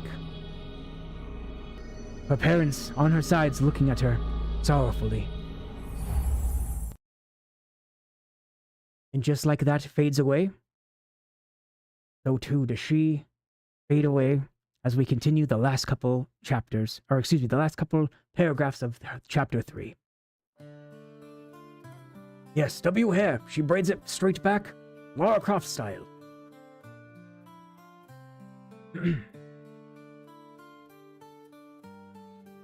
A knot began to form in her throat. She couldn't speak and risk bursting at the seams. Instead, she offered a polite nod, a petite smile, before turning back to the door and finally opening it. The morning air gnawed at her skin. Pale light crept over the slanted roofs, catching in the thin mist rising from the streets. Veilsport still slept. She preferred it. Didn't want intruding eyes seeing her. She stepped back into the hush of dawn. She stepped out into the hush of dawn and shut the door behind her without looking back. Only when her boots touched the muddy path, when the hut began fading behind her, did she truly feel it. That lump in her throat, the heat burning the corners of her eyes. Not quite a tear, but something close, something private. A splinter, lodged too deeply to show. She straightened her back, set her eyes forward, and began walking. Each step carried her farther from the only life she had ever known. Each step carried her closer to the manor, toward whatever life came next. And that, my friends, is the end. Chapter 3, The Cost of Grace. So to recap, the whole chapter took place in one room. Over a night. How old is she? She's in her early 20s. Would you like to see how she looks? Here, hold on. Close your mind for a second. Let us go back to the void, and let us summon an image of Torin when she's older. Not the young girl we once knew. In her early 20s now. There she is. She has turned from a young girl full of wonder, whose childhood happiness melted away in quiet,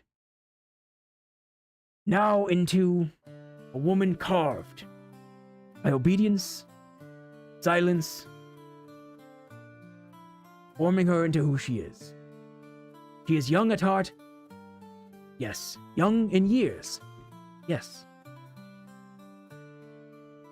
But she is old in spirit.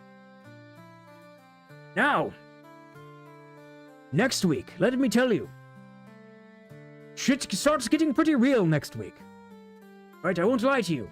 I did put in a trigger warning for scenes that are to come. Here it is in chat, if you read it here. This is not all going to happen in the next chapter, just letting you know, but things do start to get a lot darker, a lot more quickly in the coming chapters. The next chapter, to give you a hint. So the first chapter was called Innocence. The second chapter was called Promises and Lies. The third chapter was called The Cost of Grace. The fourth chapter is called The House That Owns Me. So, hopefully that gives you a little bit of context.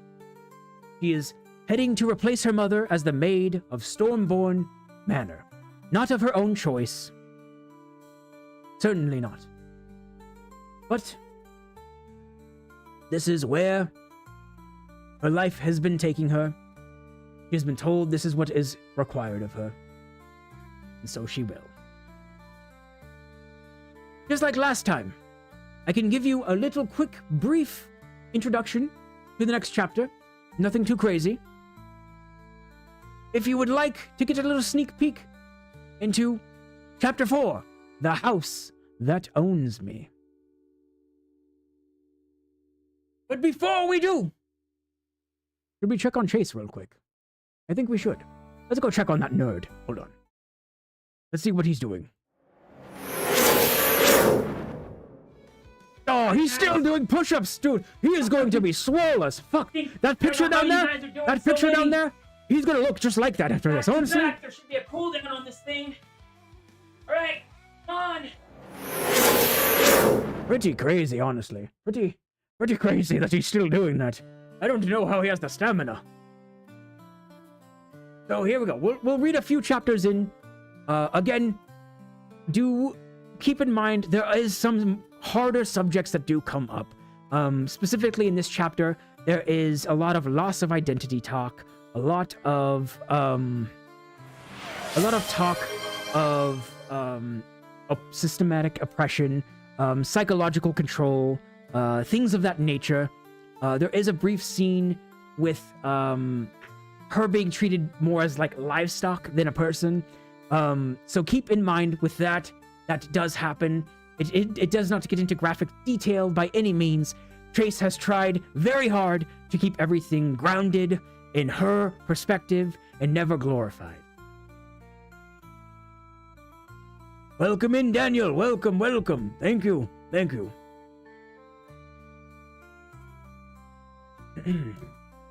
So, we will read a brief bit into Chapter 4, just a couple of paragraphs, give you a little appetizer for next week's reading. So, Chapter 4, The House That Owns Me. The streets still glistened with last night's rain. The scent of damp earth rose from the muddy pathway, mossy, metallic, faintly sweet, familiar. She moved in silence, the mist clinging to her shoulders like a shroud. Around her, the Necroni corridor still slept. Shadows of memories lingered in every corner she passed, familiar shapes she couldn't afford to follow. Warped fences leaned under the weight of time, their exhaustion a common sight in the quarter. Windows cracked and sagging beneath crooked shutters, blurred by the dim light of dawn. The air was thick with soot, and brine and the slow rot of salt warped wood, clinging to every surface like a second skin. She continued her steady pace forward, past each sagging doorframe, over every waterlogged step, and across the makeshift stone pavers that had been long since swallowed by the mud. Her boots sank with every step, the road thick and uneven beneath her. Ash and straw mingled in the muck, softening her footfalls but leaving her boots heavy. These were paths carved not by design, but repetition. Centuries of the same walk, made by tired legs and low-hanging eyes. Her mother made this very trek day after day for years, through rain, wind, blistering heat, always with the promise of returning home at the end of each day. A promise Orin did not have. She reached the edge of the Necroni corridor, taking a brief moment before crossing the threshold. The mud thinned here. The earth became firm beneath her. Moss-flicked stones appeared under her boots, uneven, cracked but solid. The smell of mildew gave way to the salty air and the faint tang of iron and fish from the harbor nearby. She passed the lower quarters, where wooden stalls stood, silent and shuttered. Tarps hung limp, gently floating in the breeze. The scent of fish lingered, faded but persistent, layered with spice and damp rope. The grounds held its own unspoken history, stones worn smooth by the ceaseless pummeling of shoes, bent into submission by the endless roll of wheels. It wasn't beautiful, but it was dependable, honest in its wear. Beyond the stalls, the harbor shimmered, where sails bloomed like petals across the bay, and fog laced the dock ships like gauze. The shoreline hugged the cliff's base, waves slapping gently at it. But even the serenity here felt muted, like the city itself was holding its breath, unwilling to speak what loomed above it. The road curved again, and with it began to steadily climb, not just upward, but along the spine of the cliff itself. Cobblestones, placed perfectly, sculpted and clean, set in precise lines by hands that likely never walked them. There were no cracks here, no moss, no irregularities, just dry, even stone, ascending like a polished serpent cutting through the earth. The path didn't feel walked. It felt arranged, for show, too clean, too deliberate. The houses that lined the ascent grew taller, straighter, rigid in their posture, their whitewashed walls trimmed in gold. Vines grew where they were told. The air smelled of citrus oil and clipped grasses. Every bush was manicured, every flower symmetrical. And still, the manor watched her approach. You could see it from anywhere in Valesport, from the furthest alley of the Necroni Quarter to the deepest edges of the harbor. Its pale towers pierced the horizon, like judgment given form. Not just a house, a monument, a sentinel, a reminder. And that, my friends, is your little sneak peek for Chapter 4, The House That Owns Me. I want to thank you all. Thank you all very much. I hope you are enjoying this tale of Torrhen's ascension to godhood. I hope you are. Damn that dome?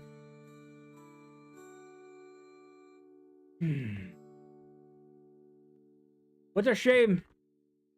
What a shame, Bria. I liked you, you know. May your socks always be damp. Forever and always. You shall never know a non-damp sock again. If you put on a sock and it was damp, it'll get even more damp. If you put on a sock that's dry, it will get even more damp. Alright. Listen, Bria, you know the rules. I have said the rules many times. Again, class, say it with me so she doesn't forget. You mess with the wizard, you get the gizzard. So, have fun with that one. Exactly, Noni. You get it? You mess with testicles? Get the glizzy. Well, that's my friend. My friend. That is for another time. That is for another time. Yeah, your socks. Take that, nerd. Get absolutely pummeled, destroyed, wrecked. So, again, I hope you can all view it in your minds, the story of this young woman's rise through this world that just seeks to push her down, a world not meant for her to succeed. Don't forget to update the Chucky chart. That is a task for Chase, not for Testiculus himself. But I will bring him back on at some point. Don't worry, don't worry. We'll bring him back to say his little goodbyes and all his yada yada yada. But, again, I appreciate you guys lending me your ears. I hope that your spirits have been warmed. Well, I guess this is not really a warm tale, is it? I hope your spirits have been filled with sorrow, I guess. I hope you look forward to the next one.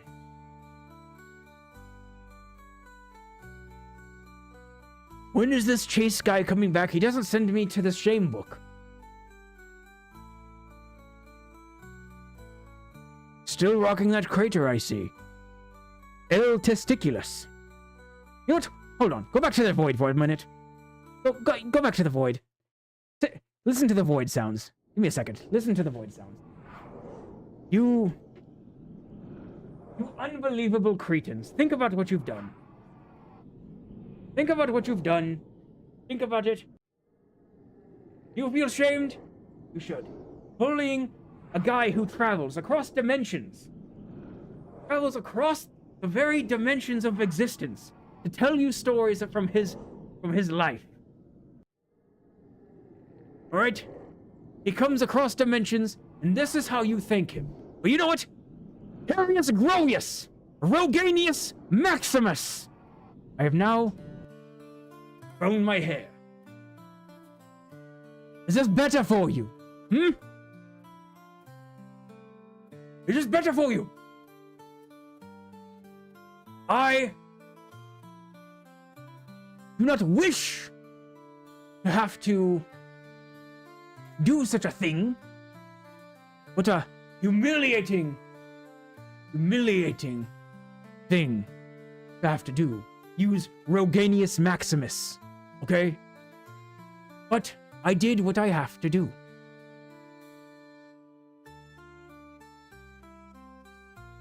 Kurt Cobain. Well, I swear that I don't have a wand. Oh, I have his stare as a sticker on my phone.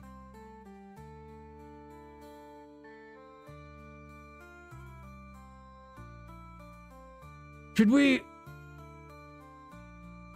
play a little song real quick before we leave? Let me turn off the bar music. Bar music, shut the hell up. Hold on. Should we honor Mr. Cobain and play a little ditty before we leave? You have like 3 Chase stickers? His own wife doesn't like him that much. That's crazy. That is honestly insane. Alright. So, we're going to play a little song in honor of someone saying that I look like Kurt Cobain. We're gonna play, you know, his music is known here as well. Surprising, although it may be. But we'll play a little ditty for him. Alright, hold on. Let me grab a thing. Listen, tune. I hope Trace keeps his stuff. Alright, well, whatever. Here we go. Doing this like this. Alright, here we go. Oh, that's probably not a song I should play for this story, actually. Yeah, we probably shouldn't play that. That's a song meant for a different tale. Okay. Let's do this.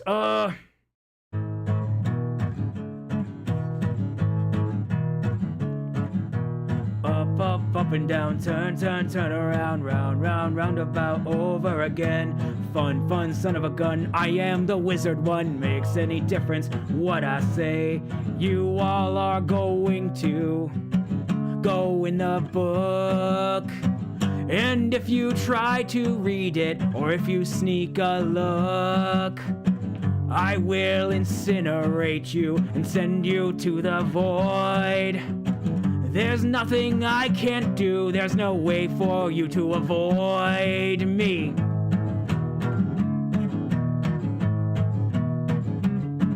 Hey!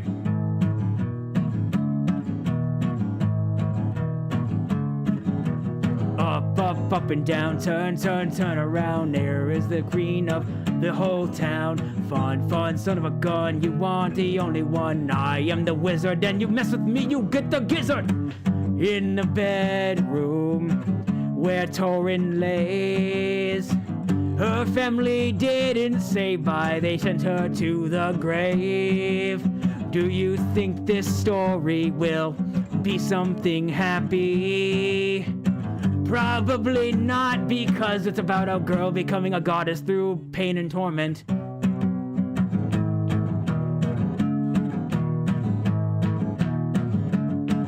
Hey!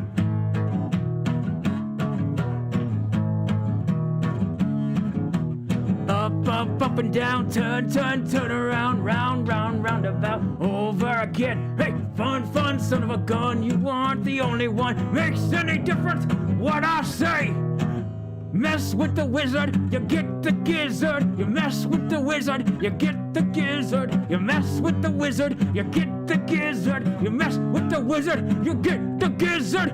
Noni, you don't have no knees, and Remy, your socks are always gonna be wet. Oh wait, shit, that was Bria. Well, fuck it, it could be Remy too.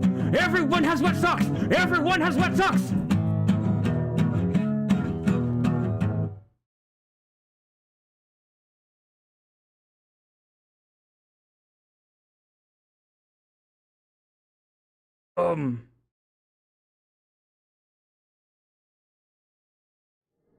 Back to the void.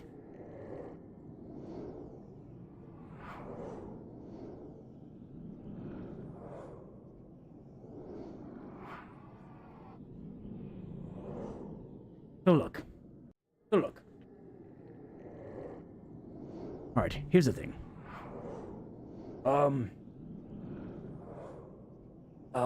Listen. We can all say we didn't see that, right? No, hey, let's make fun of Chase again. Hey, let's go look at him.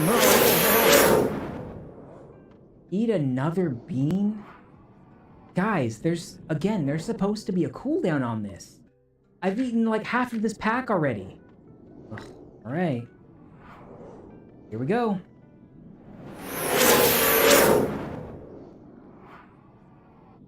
All right, well, listen. I messed with the wizard, got the gizzard. It is a fair trade, I say.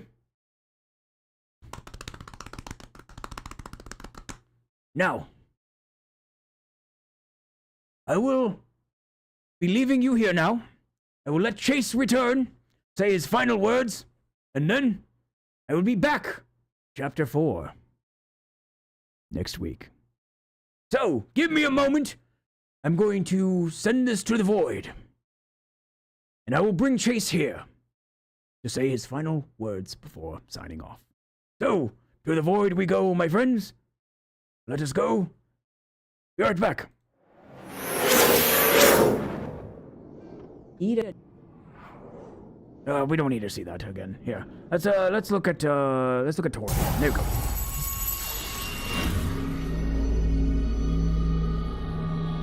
There she is. The Empress of the Dead.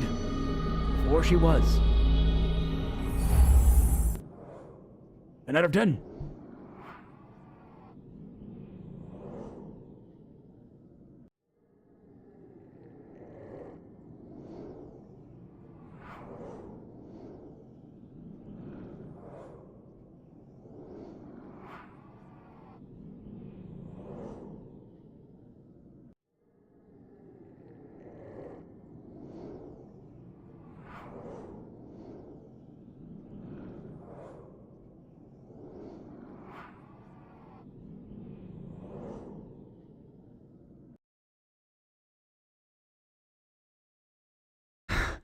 Guys, I did like at least 500 to 600 push-ups.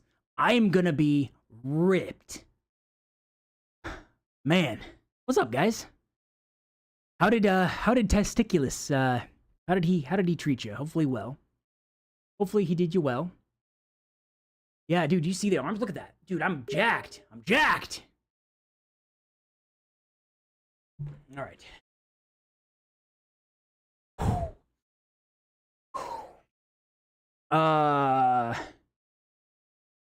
Holy heckin', he's alive after those push-ups. Dude, I'm just jacked now. I'm built different now.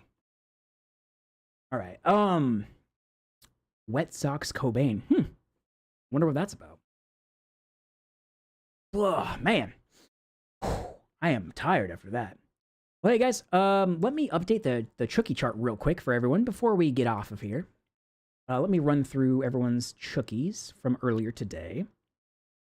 We got, let's see, who did we get first? Who was first? It was May. Okay, let me go in order real quick. May is, I'll read everyone's out real quick while we're doing it. May, was it Leo?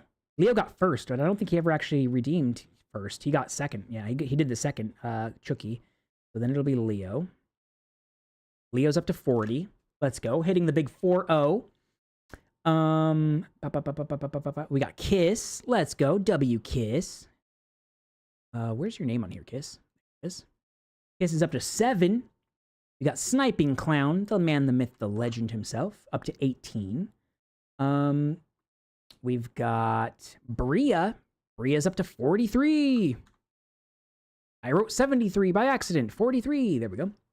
Who else? We got Mr. Wampage after that with 42. Reki hit us with the raid.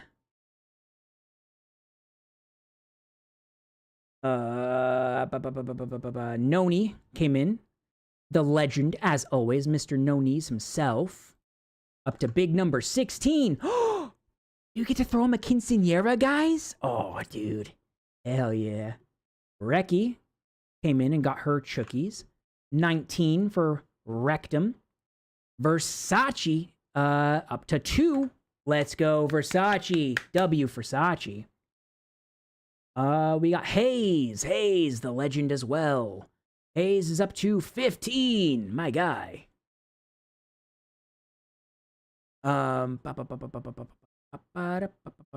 Who is next after that? We had... Oh, I didn't thank Luffy for the follow. Luffy, if you're still here, thank you so much for the follow. If I didn't say it earlier, thank you. I appreciate it very much. And Heavy Hobgoblin, I appreciate you for the follow as well. If you're still here, thank you. Let's see. Oh, we got John Dope Tones. He up to 6. Hell yeah, brother. You are tied with my wife currently. I don't know if she did redeem her Chookie or not. So you're currently tied with her. Until I get down there. Let me add Hobgoblin on here. Heavy Hobgoblin. That's what it is, right? Heavy Hobgoblin? Yeah. Heavy Hobgoblin, congratulations on your first one. Again, if you're here, appreciate you for doing that. Thank you. Let's see. Mama Games Good came in with one. Shout out to my mother, Mama Games Good. Supportive as always. Mama Games Good at up to 10. Rammy's up to big number 20. Big number 20, dude. Let's go. You're almost Torrens' age. Did I get Tabby? Oh, no, I missed Tabby. Thank you. Tabby's up to 28. Dubs for our local Italian. Bunny, 32. Oh, Blasted Comb got hers, so she is in first by 1, Bria. Daniel got his Chookie as well. Danny boy, thank you so much. Daniel, where are you on this list, my guy? I know you're on here somewhere. And oh, right there. It's like the 4th one down, dude. 26 for Daniel. And that was the last Chookie. Fantastic. Well, again, everyone, I appreciate you very much for letting Testiculus, yeah, you're an artist. You're an artist. You work on stuff here. So I figured that, you know, Lexi's always first in my heart. Same, Mom, same. Mine too. But yeah, I've been thinking about potentially like branching out with Testiculus too. And if I'm not fully caught up, because the chapters and the content is getting a lot more dense the further I'm going on. It's getting darker, it's getting more gritty, it's getting more like complex with the storylines and stuff and the themes that I'm trying to weave into it. So it's taking me a little bit of more time to write each one. I just finished chapter 5 last night, I finally finished chapter 5, so I'm trying to stay about 2 chapters ahead if I can. That being said, if for any reason I can't keep up with the reading, I was thinking about having Testiculus show up and maybe play some fun games, like some like medieval style games and stuff. See how he handles that. That could be kind of fun. So that's kind of like a backup plan I think I have is having him come in and, you know, if I'm not fully caught up, play some games and maybe do horror games, maybe do some medieval games, you know, fun stuff like that. So, Elden Ring stream, bro, maybe he'd be all about it. Zundara, the world of Zundara is a lot like the world of Elden Ring in terms of the fantasy type of it, anyway. So maybe. That's more of a grim dark than a dark fantasy, even. Anyway, doesn't matter. With that being said, though, everybody, appreciate you once again for hanging out with me today. Listening to my stories that I write really means a lot to me. Hopefully, you guys can see the vision in your head with it. I'm trying to do it well. But with that being said, guys, I'm gonna probably hop off of here, go eat something for dinner, and relax for a little bit. I'll be back on Friday doing something, and yeah, we'll vibe and hang out, and hopefully next week will be even better. Thank you, Noni. Thank you, and thank you everyone for all your kind words. Yeah, man, it was a fun time. Always a pleasure. I'll be back, like I said. The House That Owns Me, Chapter 4, will be next week. And to give you a little... Because I'm really passionate about this, if y'all can't tell, dude. Can't tell, I'm kind of passionate about this thing, this whole story thing in this world. Hey. Chapter 4, right? Chapter 4 is called... Second. Chapter 4 is called The House That Owns Me. Chapter 5... Chapter 5... Dude, you had lobster enchiladas? That's delicious. Chapter 4 is The House That Owns Me. Chapter 5... Motherfucker, can I... Chapter 5 is called The Gift of Submission. And I'm just now starting Chapter 6. Chapter 6 is called Not Hers to Keep. Shout out Lexi for helping me with that title. I was trying to think of something that would fit for it. She was the one that helped me pick out that title. So next time we'll do The House That Owns Me, Chapter 4. After that, we'll do The Gift of Submission. Then after that, we'll do Not Hers to Keep. But yes. All right, everyone. Well, we're going to raid out to someone. We'll find someone to raid out to. Hope y'all have a great time. Thanks for hanging out. And stick around, show some love for the next person if you'd like. And we'll be back Friday.